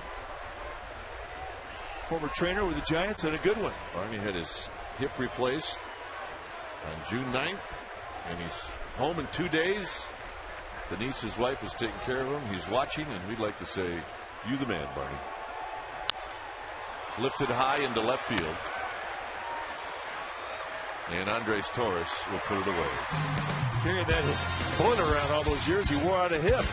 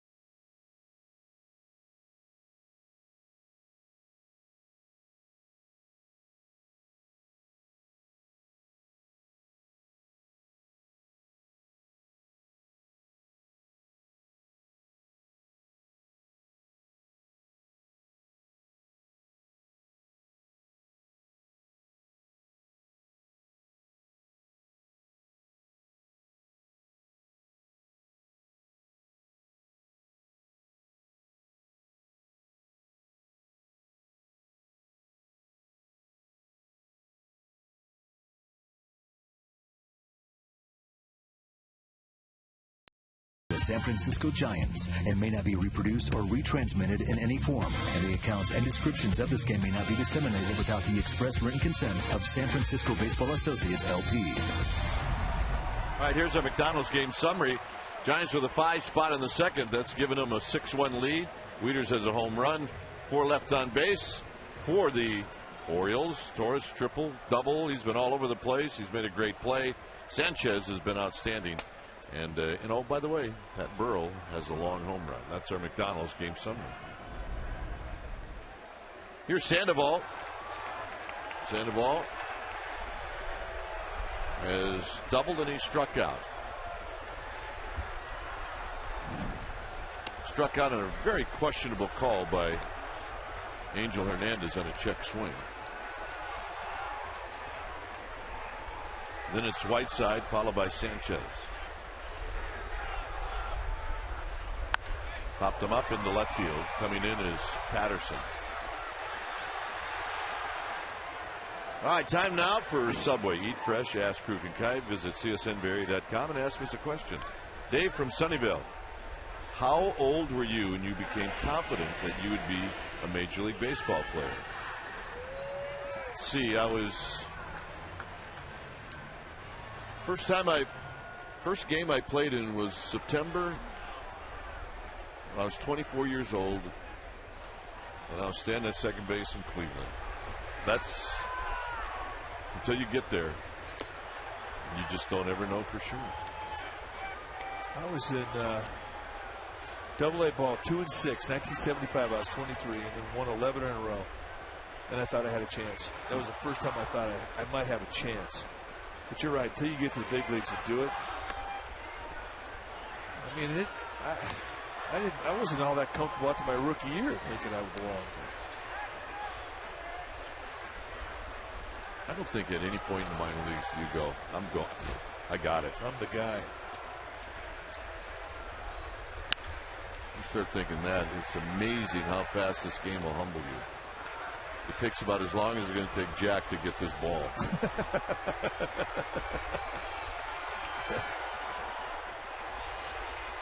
It's a good effort, though, Jack. Yeah, one of our favorites.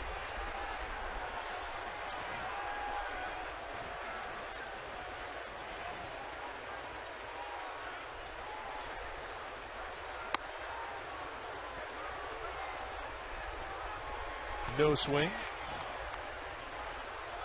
So Eli Whiteside gets to see a 3-1 pitch instead of a 2-2 pitch, and that is quite a difference. Here's the 3-1. Towards the hole is Torres. Very smooth. Throws him out.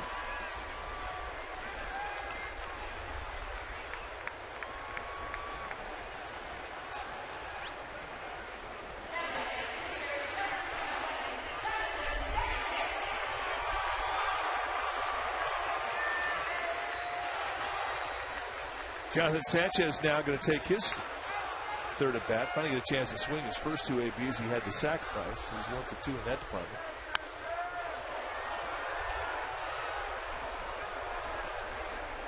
If you watch Jonathan Sanchez in batting practice, I mean, he's got a little pop in his bat. Dead low ball hitter. He's got that one spot that he can hit well. And do not put a wrinkle in it. Yeah, it's down and in. Not that down and in, though. It's got to be straight down and in. Yeah, you can't put a wrinkle in it. I mean, Albers right now is not cooperating. But he'll yank a couple out to right field, which it's impressive in this ballpark.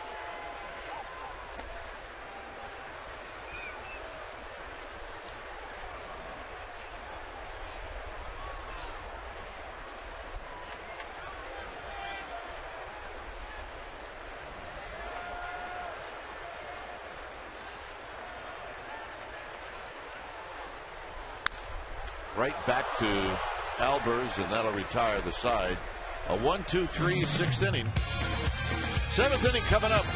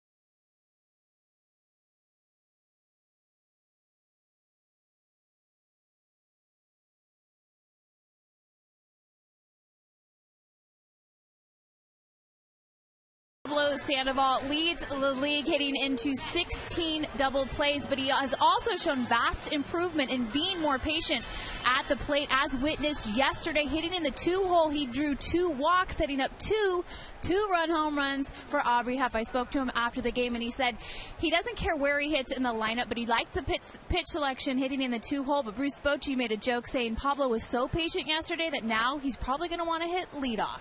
Dwayne and Mike? Yeah, he probably will. Here's Wieters, who takes a strike. 6-1 Giants. Well, that one run, a long home run off the bat of the guy in the box. You just don't see tall catchers, and he is a tall catcher.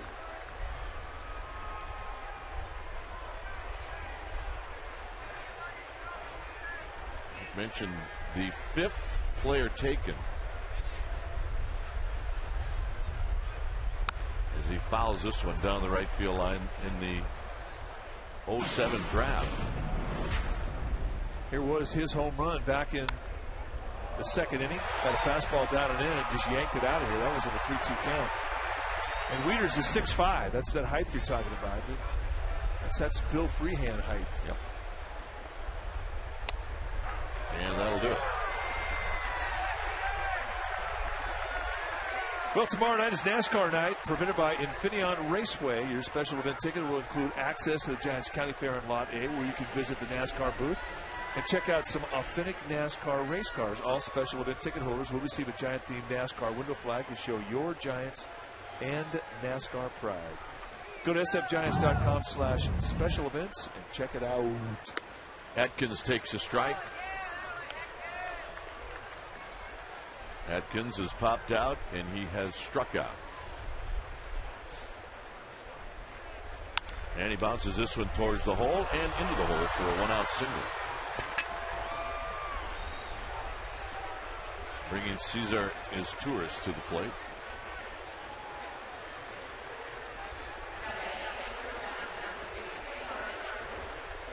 Izturis singled in the 2nd.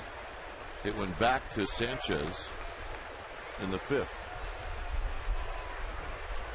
I think the Orioles uniforms are very cool. They do. They look great. The black and the gray, fabulous.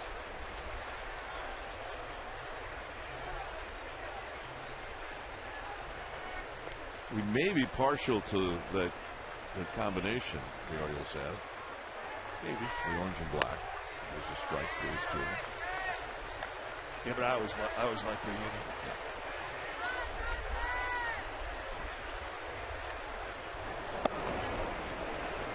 Frank Mata.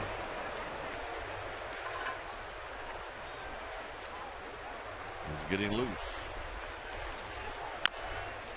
Foul. A little dribbler. New baseball for Sanchez.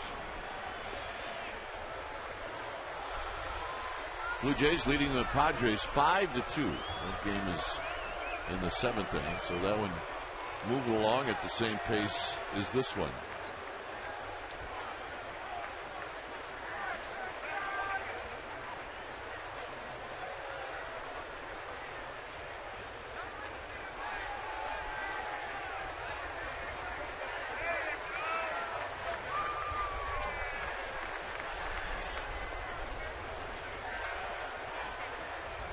Yep, this little guy's been holding that sign all night. Get on the ground to Uribe. They will get it to Sanchez for 1, and then a wide throw pulls Posey off the bag.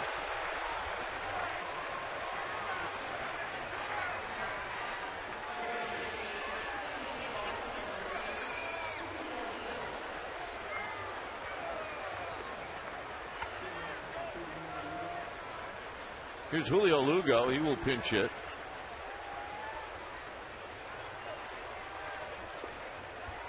Lugo hitting .212. He's bounced around.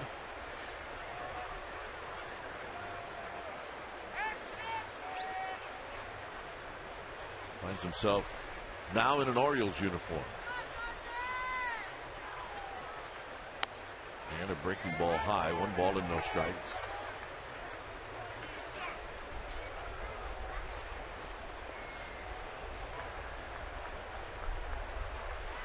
Sanchez, 1 walk, 4 strikeouts. Same spot, same pitch, 2-0.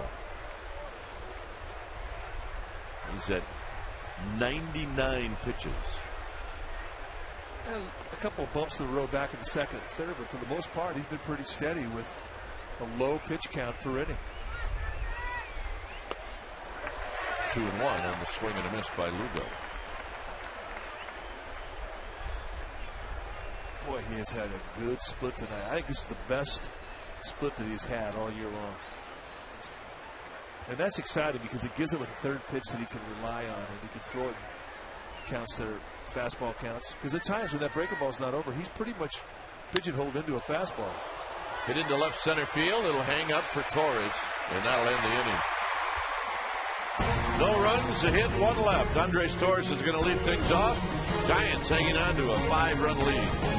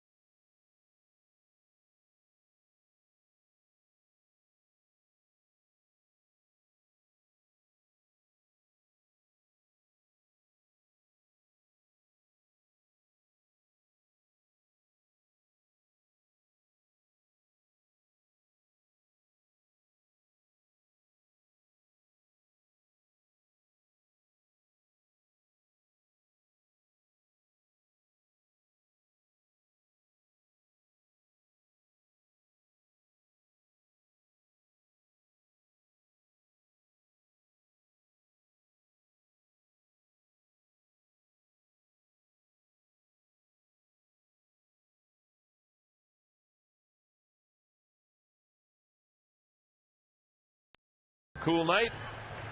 The Giants with a 6-1 lead, and it'll be the top of the batting order. Andres Torres, and he will be facing Frank Mata. He's got a good arm. Throws hard. He'll go low to mid-90s with a fastball and a slider split combination. Both the slider and split. He likes to strike you out with those pitches, but he's got good stuff.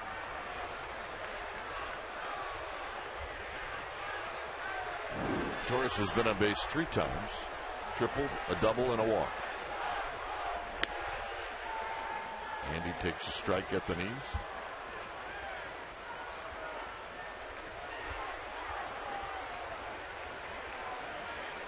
Mata's a rookie. Usually came up through the Twins organization.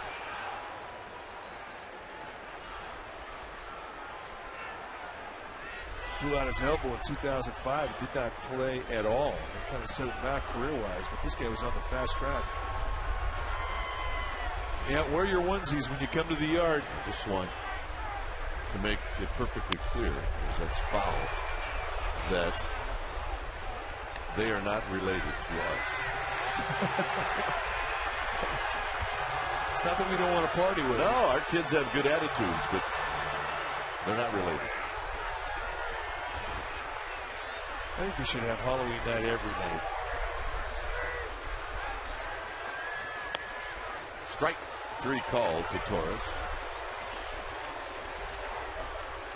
Well, tonight at 10:30, check out Sportsnet Central. You'll see it right here in Comcast Sportsnet Bay Area. Join Damon Andrews and Scott Reese, and they will give you highlights of this game between the Giants and the O's. We're talking about that Pac-10 expansion. Is it finished? Texas throwing a little bit of monkey wrench in the plans, and talking about the 49ers. You can see it all on Sportsnet Central tonight, 10:30. Here's Freddie Sanchez.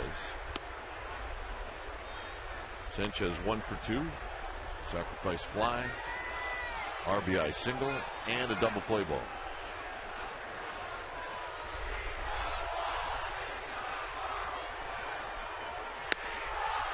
Evens the count at a ball and a strike.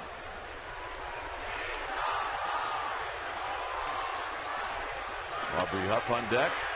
7th inning.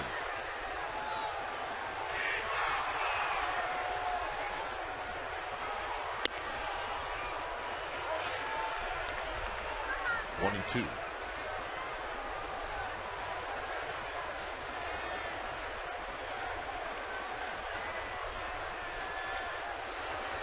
This is the 4th pitcher that Juan Samuel has used tonight.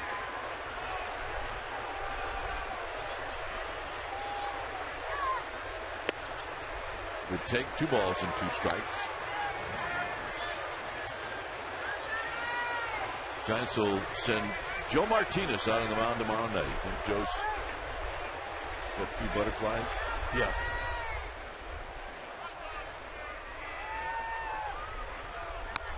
I'll bat. But Joe had a complete game victory his last outing, and he's confident. So, I mean, that's how you want to come to big leagues. You believe in your stuff as a pitcher, or you believe in your swing as a hitter. We saw the difference it made when Buster Posey got called up this year as opposed to last year.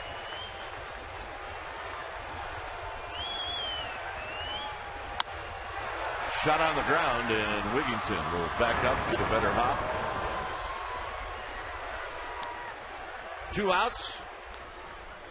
Well, let's check out the dynamic deal of the week, and it's going to happen tomorrow night right against these Orioles. View reserve left field tickets only $6. Go to sfgiants.com. You watch fans take advantage of the dynamic deal for this game. So here's your chance to do it again tomorrow night. Here's Aubrey Huff.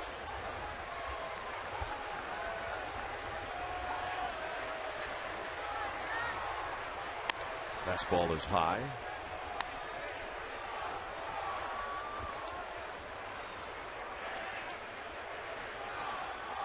Keeping that average right now at 300. You say in the paper today, after hit a couple home runs yesterday, finally figured out that this ballpark is going to eat you alive if you're worried about it. So I'm not worried about my power numbers anymore. I want to hit 300. I thought that was very cool. But I can see how a guy would fall victim to frustration when you come to a team, you're on a one-year deal, you want to put up big numbers, and what sells is home runs and RBIs. Yeah. When you're in a ballpark that's not conducive to home runs, I mean, it can frustrate you. New goal. I'm going to hit 300. Just foul.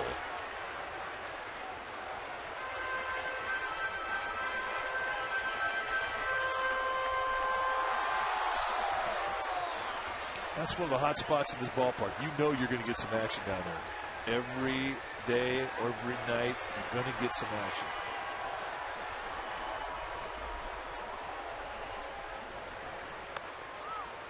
Two and two on the high and away fastball. Well, the sidewall jets out a little bit more down the right field line than the left field line.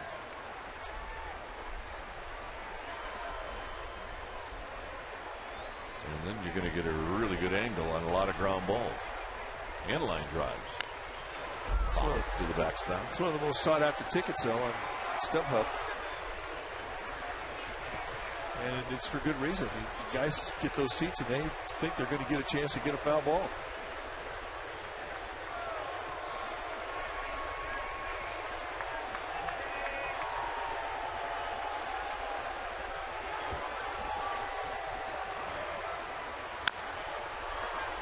Kicked foul.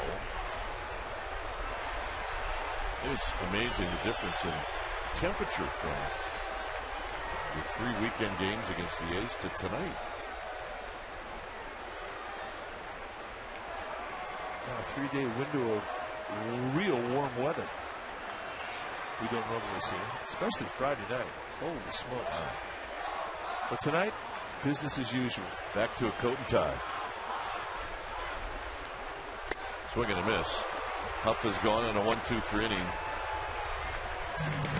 8th inning coming your way. 6-1 Giants.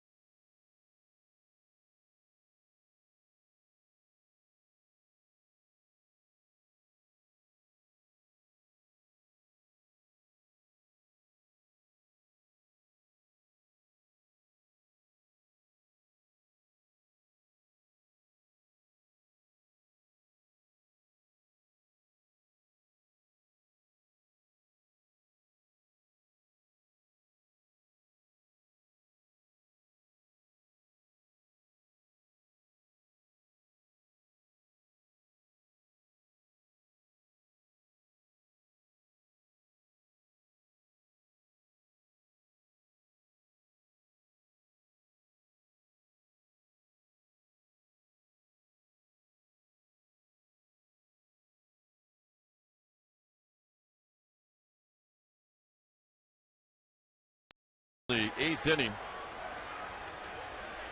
It'll be the top of the order. Corey Patterson facing Jonathan Sanchez. Patterson bluffs a bunt and he takes a fastball high. Nate Charles goes into the game in right field. Moving from right to left is Huff. The 1-0 pitch to Patterson is bounced to pass Posey and pass Sanchez, and it's a leadoff single. Earlier today here at the ballpark, as you see sitting down by the owner's box, Andre Agassi is here with his wife Steffi Graf. They have their kids talking to Mr. Newcomb, and they hung in there as long as they could. Well, that's a good seat. What are the odds that those kids will pick up a tennis racket? Probably pretty good. So here's Tejada. Giants are trying to avoid what we are starting to call around here 8th inning weirdness. Sergio Romo starts to get loose.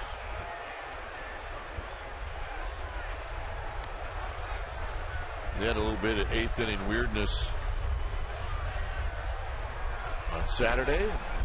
They actually showed up again on Sunday. Strike to Tejada. Pitch number 105. And it's a ball and a strike with Patterson aboard at first.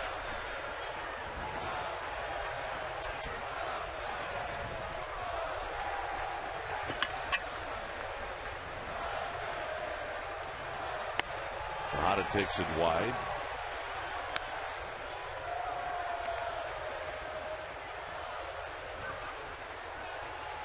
.106 pitches on the night for Sanchez.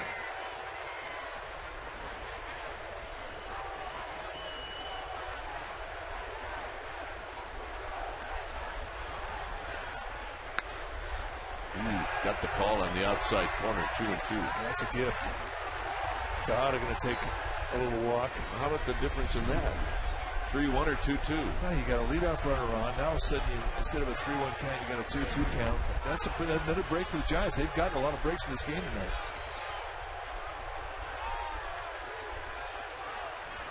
Tejada. Oh, was it foul?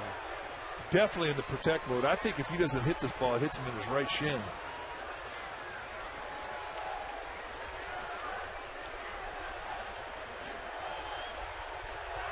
Hey, there's a little panda. He's got he brought his glove. He's game. Oh, yeah. That's a player.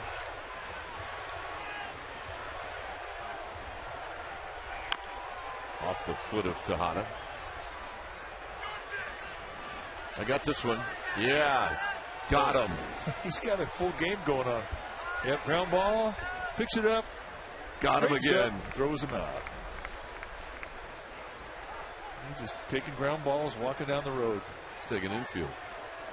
My kind of guy right there. What's great is he's got the panda lid on.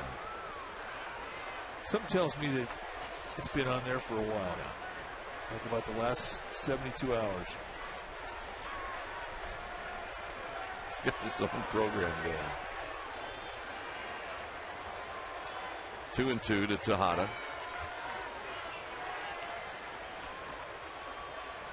And he got it. And there again, a split finger, and that has been a great pitch for him. Identical arm action to the fastball, and this is what's so deceptive. And now he doesn't quit throwing it. There's good finish on this pitch, and that's what sets it up. And Tejada's a guy who's not an easy guy to sell on a changeup. Very tight, compact swing. A swing through C on a 2-2 split. Boy, that's a good pitch for Jonathan Sanchez. I think that's exactly where David Getty has been wanting him to get to at this point in his career with that pitch. Because it's a great ad. Here's Markakis. And a good breaking ball, 0-1. Wigington to follow. Sanchez with 111 pitches here in the 8th.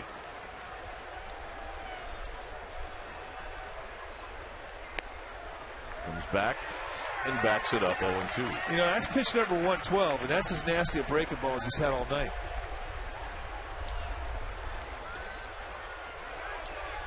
About a 2-to-1 strikeout or strike to walk ratio, strike to ball ratio.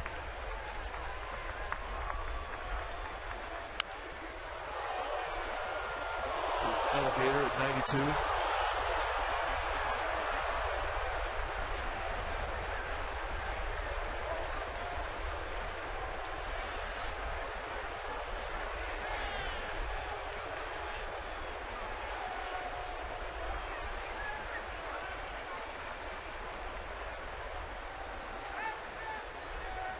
Look out. And Eli Whiteside almost got that on the carom, and he might have had a play. Well, that's the one thing about the backstop here at AT&T. It's a short backstop. There's not a lot of room between home plate and the backstop. And if it catches the fins just right, it comes back like a pitch back. But if I'm Nick Markakis right now, I'm thinking, what the heck is going on? Look at this thing, almost through his ear hole. That's why sometimes you don't want location from the catcher. 1-2.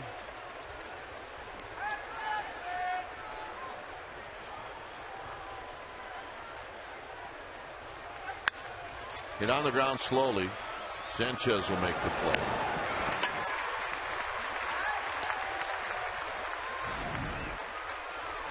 Watch the leg of Joe West as it hits him on the rebound.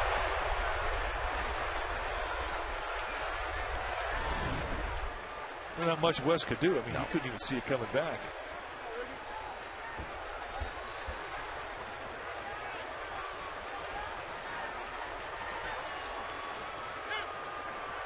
Wigington doubled. Actually should have been a home run to right field, which there haven't been many of those in this park from right-handed hitters, and the first pitch is low.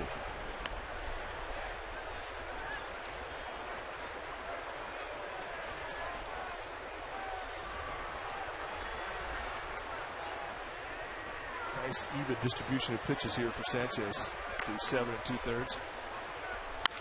Hit into right center field, and this is going to be a hit. It's going to knock in Patterson, and ball squirts away from Torres, and it'll be an RBI for Wigington, and it's now 6-2, and Bruce Bochy's coming out. Double in an RBI, and we're going to see Romo come in to face Adam Jones. When it's time for a change, think Speedy Oil Change and Tune-Up. Your oil change tune-up and smog experts. We'll be back.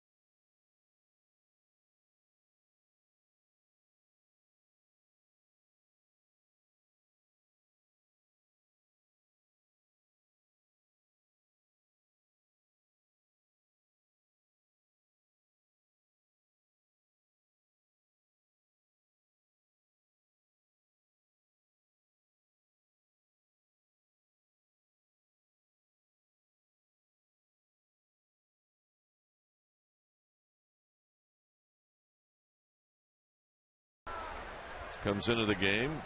Angel Hernandez did not like the fact that Romo went to his mouth, so he made him get a new ball. 27th time he's come in for Bruce Bochy. 2-3 on the year. 23 strikeouts against 5 walks. Almost a strikeout an inning.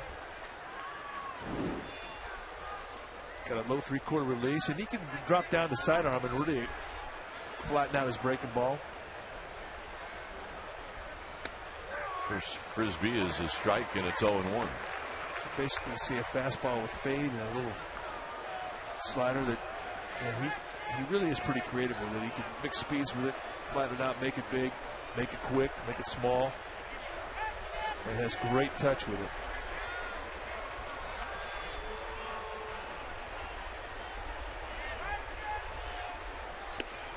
Throws it again, and it's 0-2. That one actually got a little bit more of the plate than maybe Romo wanted to. Half foul starting to get loose.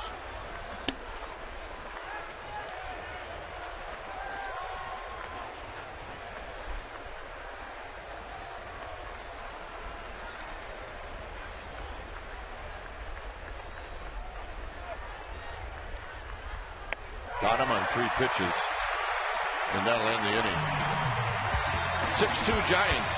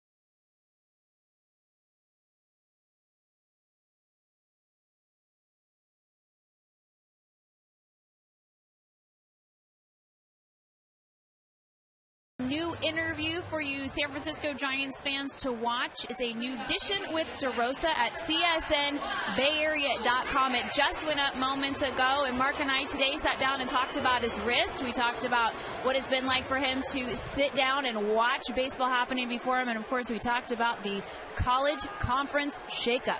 Good stuff. Check it out, CSNBayArea.com. Dwayne? All right, thanks, Amy. And here's Uribe facing Frank Mata, and a bouncing ball off the glove of Tejada down the left field line. Uribe is digging for 2, and he will have a double. So Uribe joins the hit column. He was 0 for 3 going into that at bat. A little bit of a hanger right there. He reaches out there, and you talk about the strong top hand. Just getting it by Tejada. But his right hand, I mean, he does that. He can hook stuff on the outside part of the plate. He hooked a home run yesterday. He's just one of the stronger top hand hitters that I've seen. He really is. Strong man. Nate Scherholtz gets his first at bat.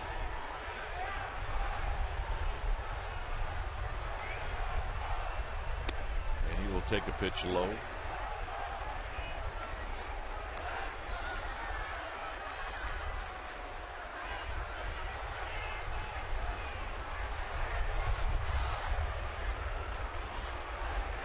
Buster Posey to follow. Bouncing ball foul. Talked about the home run yesterday. Watch how he gets the barrel out on this pitch away.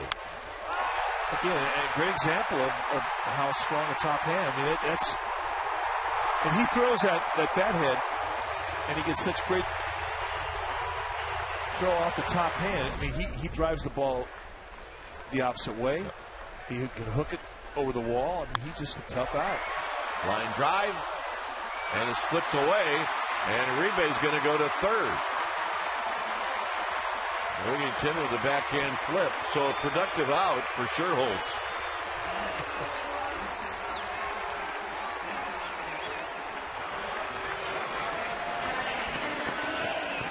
Good at bat for Sherholtz. That's going to be an error on Wigington. This is kind of a rough error. He kind of winged it right over the head of his tourist. Well, an RBI opportunity now for Buster Posey. The infield will play in.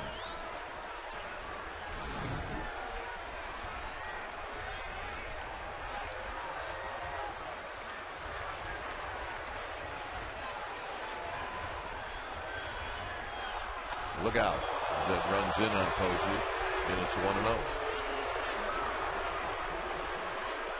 Stand your toes, kid.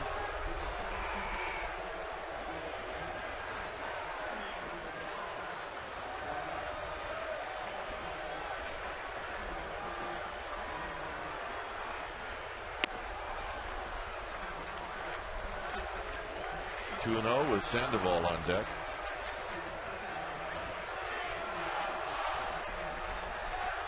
Both teams with 8 hits. Giants, however, strung 5 of those hits together in the second. Coming in again to Posey. Posey bounces this one to his tourist. That will not do it. He's retired. All right, tune into NBC Bay Area Morning News. The morning news team for early news, traffic, and weather updates. Weekdays starting at 4:30 a.m. So here's Sandoval.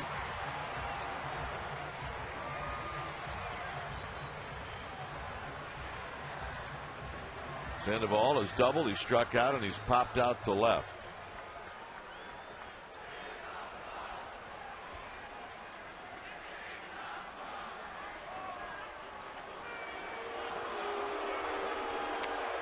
Sandoval will take the intentional pass.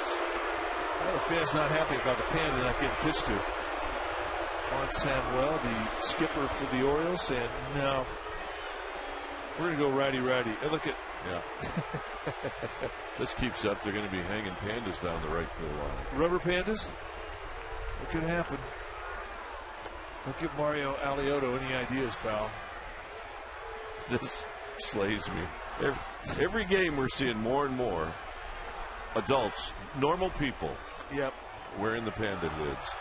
Yeah, normal people. Responsible taxpayers. They're joining the Army. Yeah, young and old and mature. It's quite popular, I have to tell you. Well, they love the Panda. Pablo Sandoval. Oh, yeah. Here's Whiteside. 2 walks and a ground ball. He's 0 for 1. 1 ball and no strikes. But I know there's like 30,000 rubber chickens in a warehouse somewhere in San Francisco left over from the Bonds era. And they may start showing up with a Panda cap on the rubber chicken. Just to get rid of them? Yeah.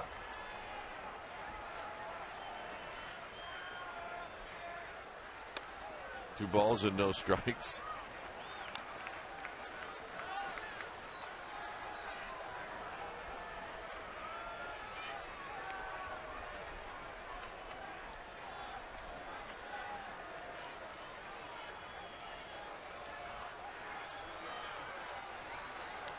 Whiteside looking for a good pitch to hit right here, and it's high and in. It's 3-0. Travis Ishikawa is in the Giants on deck circle.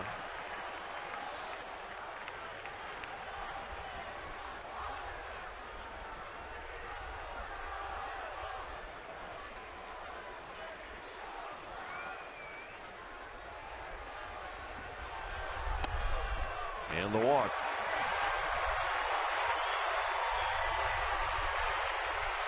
So Travis Ishikawa going to get a chance to hit with the bases loaded.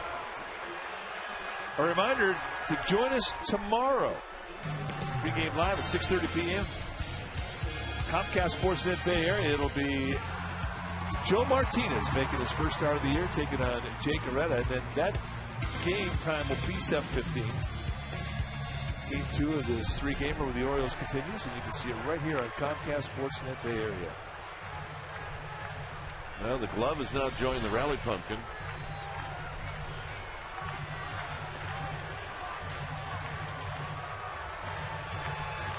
Yeah. And the guy is clapping with his shoe, or no, that's his glove. Glove and his phone.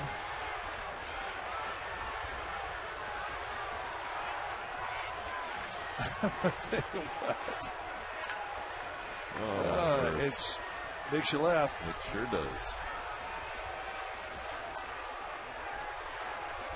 Here's Travis Ishikawa. Pitch down low.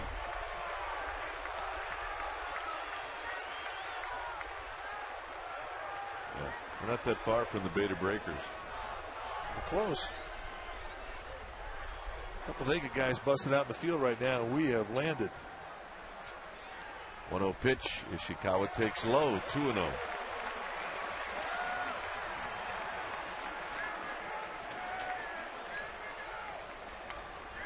This ought to be a pretty good pitch to hit right here. And if you're Travis Ishikawa, and it's a good pitch to hit, you got to try to lay into one. 3-0.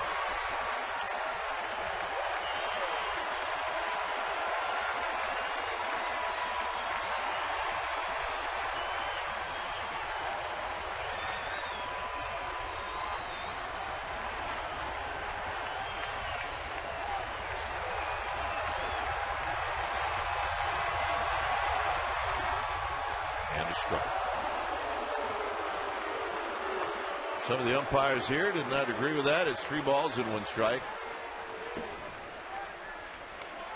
If Ishikawa were to reach, it would be Andres Torres. David Hernandez, the right-hander, starting to throw down for the Orioles. And the walk. And the Giants had a run here in the 8th.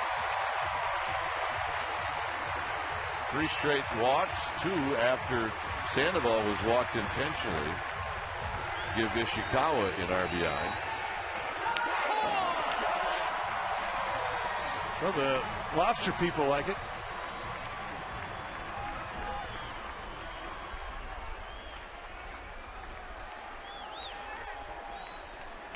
How do you think Dad got tucked into that one? Here's Torres, and it's low. It was his idea. What are you talking about? Wieters goes out to have a word with Mata. Yeah, Dad's the lobster fisherman, and there's his catch. And there's the butter that you put on the lobster. You got to get your socks on. Come on, Butter. Keep those feet warm. Oh, man. Inside corner to even the count. A Butter violation here at AT&T Park. Yeah, indeed that was.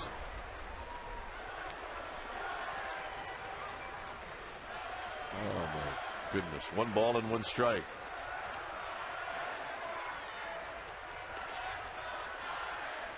Swing and a miss. 1 and 2.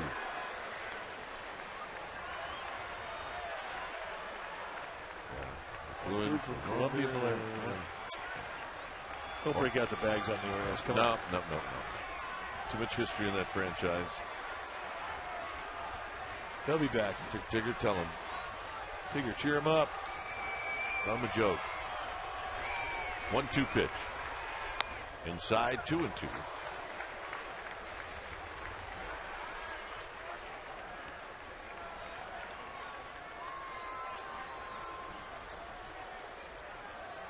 Numbers for Torres with the bases loaded.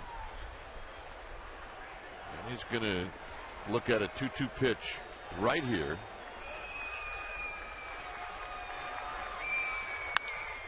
lifts it high and foul, and that'll drift out of play.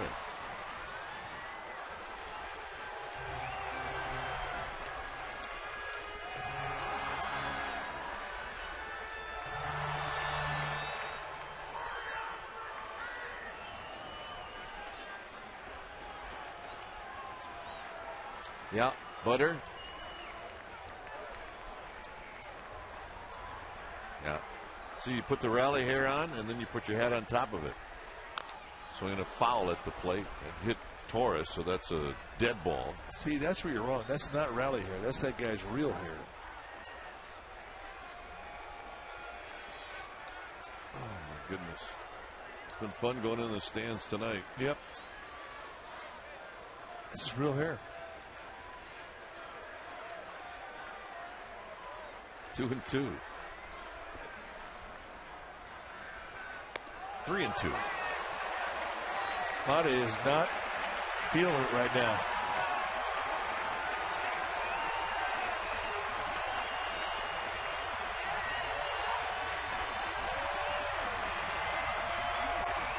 Runners will be on the move. It's 3-2.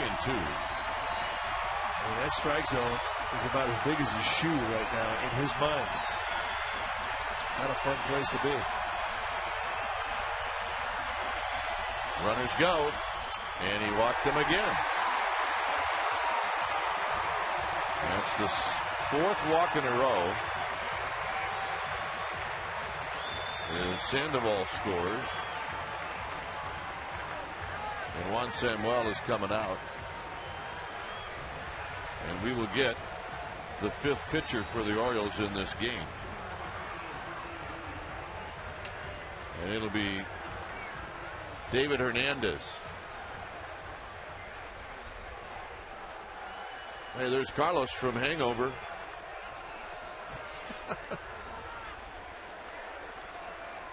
Don't start singing the song. No. What do tigers dream of when it's time for a change?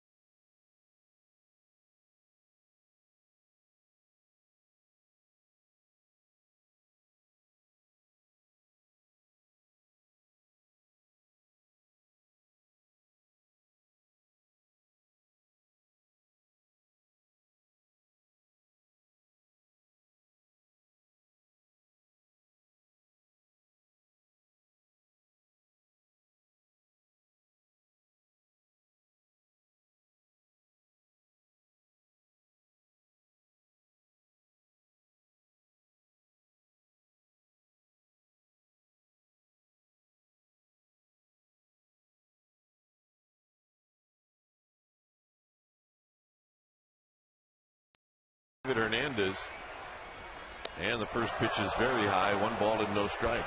Well, David Hernandez could bring it up there. He's loaded mid-90s with the fastball. There you see his numbers.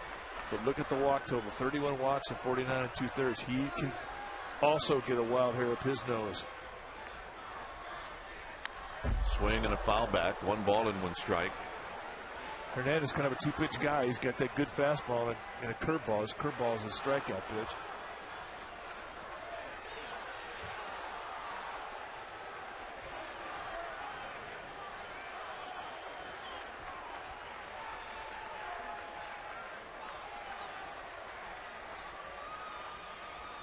Swing and a miss, 1-2. Sanchez has a couple of RBIs in this game. He's got 12 since he's come back off the disabled list.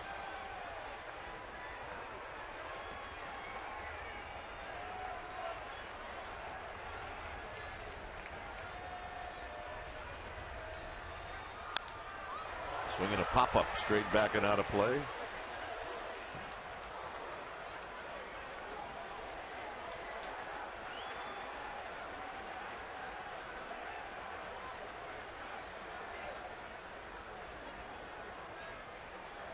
Giants have scored twice here in the 8th inning. They've only had one hit. That was a leadoff double by Juan Uribe. And Sanchez read that breaking ball, tried to stay back, and he fouls it.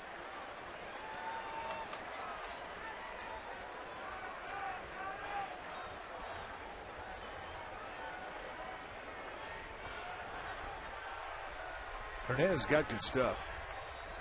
And he thinks strikeout too. Another pop-up out of play.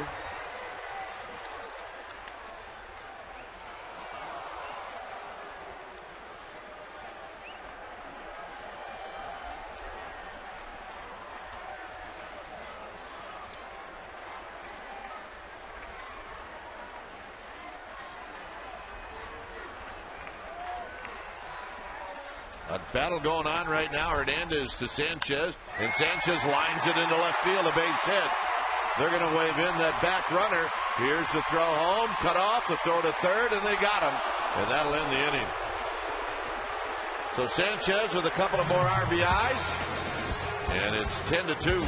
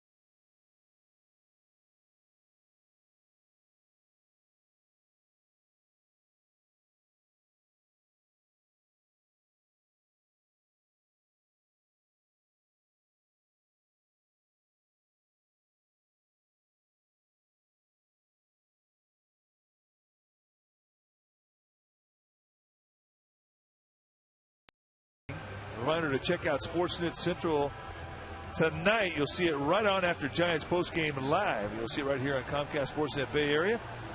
You can join Damon Andrews and Scott Reese as they recap this one. They talk about Pac-10 expansion and they talk about the Niners. So check it all out tonight, right after Giants postgame live, right here on Giants Comcast Sportsnet Bay Area. So Jeremy Affeldt will be on to pitch the 9th inning. Be facing the young kid Matt Wieters. And strike on the outside corner. Travis Ishikawa stays into the game. He is now at first.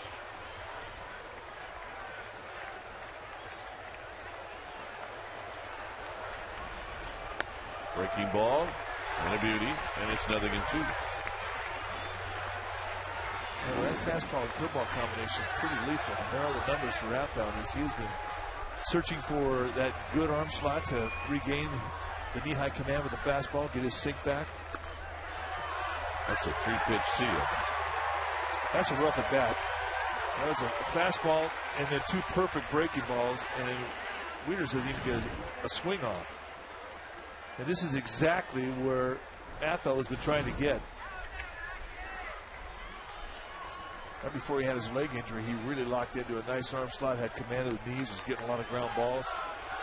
Curveball was good. Hey, the last 3 days in a row, come in through that gate down the left field line, coming to the ballpark. Yeah. He has been on the mound alone with a towel. Well, the towel drill is a great drill. He kind of wraps that towel around his pitching hand and he throws his arm like he's throwing a ball. And you get a feel of your release point out front, which is where you snap that towel off, which is the same type of wrist action you have when you release your pitch. And it gives you a feel of where you want to go.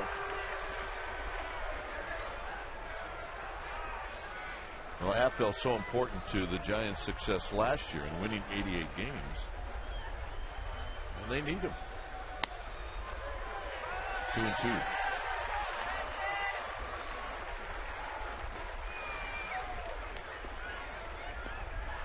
Joe Martinez tomorrow.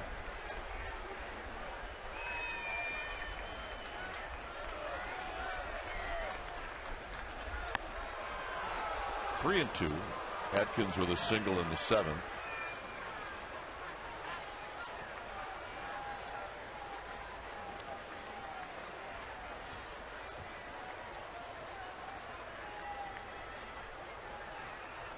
And the walk. Affel thought he had him.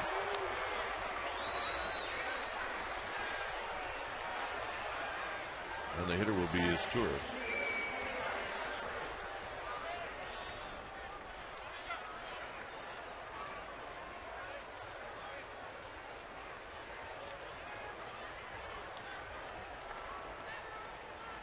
There's Torres with a base hit in the 2nd. Drives this one foul. Nice crowd tonight on a Monday night.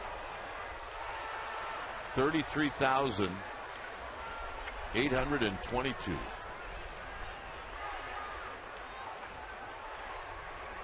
Crowd's been fantastic this year. A lot of fun out here at the ballpark. Slowly hit Sandoval in front of Uribe, and they got him.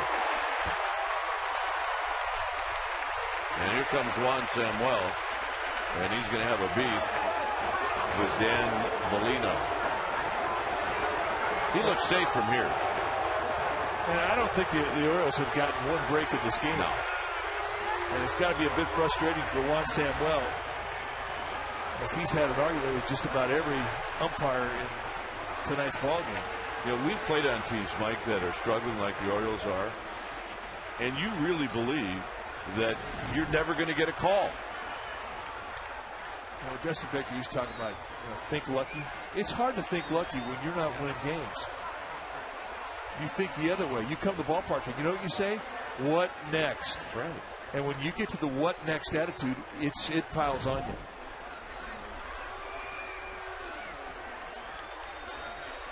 Here's Scott Moore.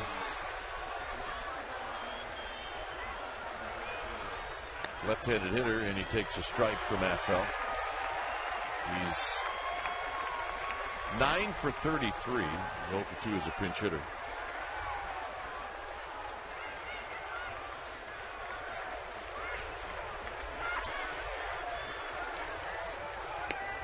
Good breaking ball, and it's 0-2. Well, you can't throw any better than that.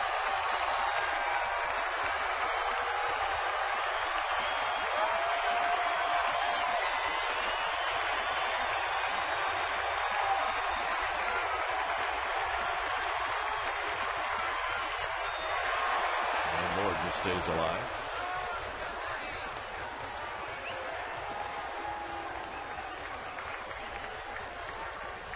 Mike was talking about the crowds Friday night against the A's, over 41,000. The same on Saturday, and then on Sunday over 39,000. 0-2 pitch. Swing and a miss, and that's the ball game. So the Giants win their 4th straight at home, and tonight they beat the Orioles by a final of 10-2. A lot to talk about, Mike, but Jonathan Sanchez pitched great tonight. Well, he really did, and with all the drama that was here this weekend, the Giants really did Jonathan Sanchez. I think they did their fan base a favor. They kind of took the drama out of this ball game early, giving Jonathan Sanchez a 6-1 lead. But the thing that impressed me the most about his outing tonight was how he used that split-finger fastball. It is now part of his repertoire. It's not something he even thinks a second thought of. When Eli White says calls it, he throws it, and he's throwing good ones. Join us for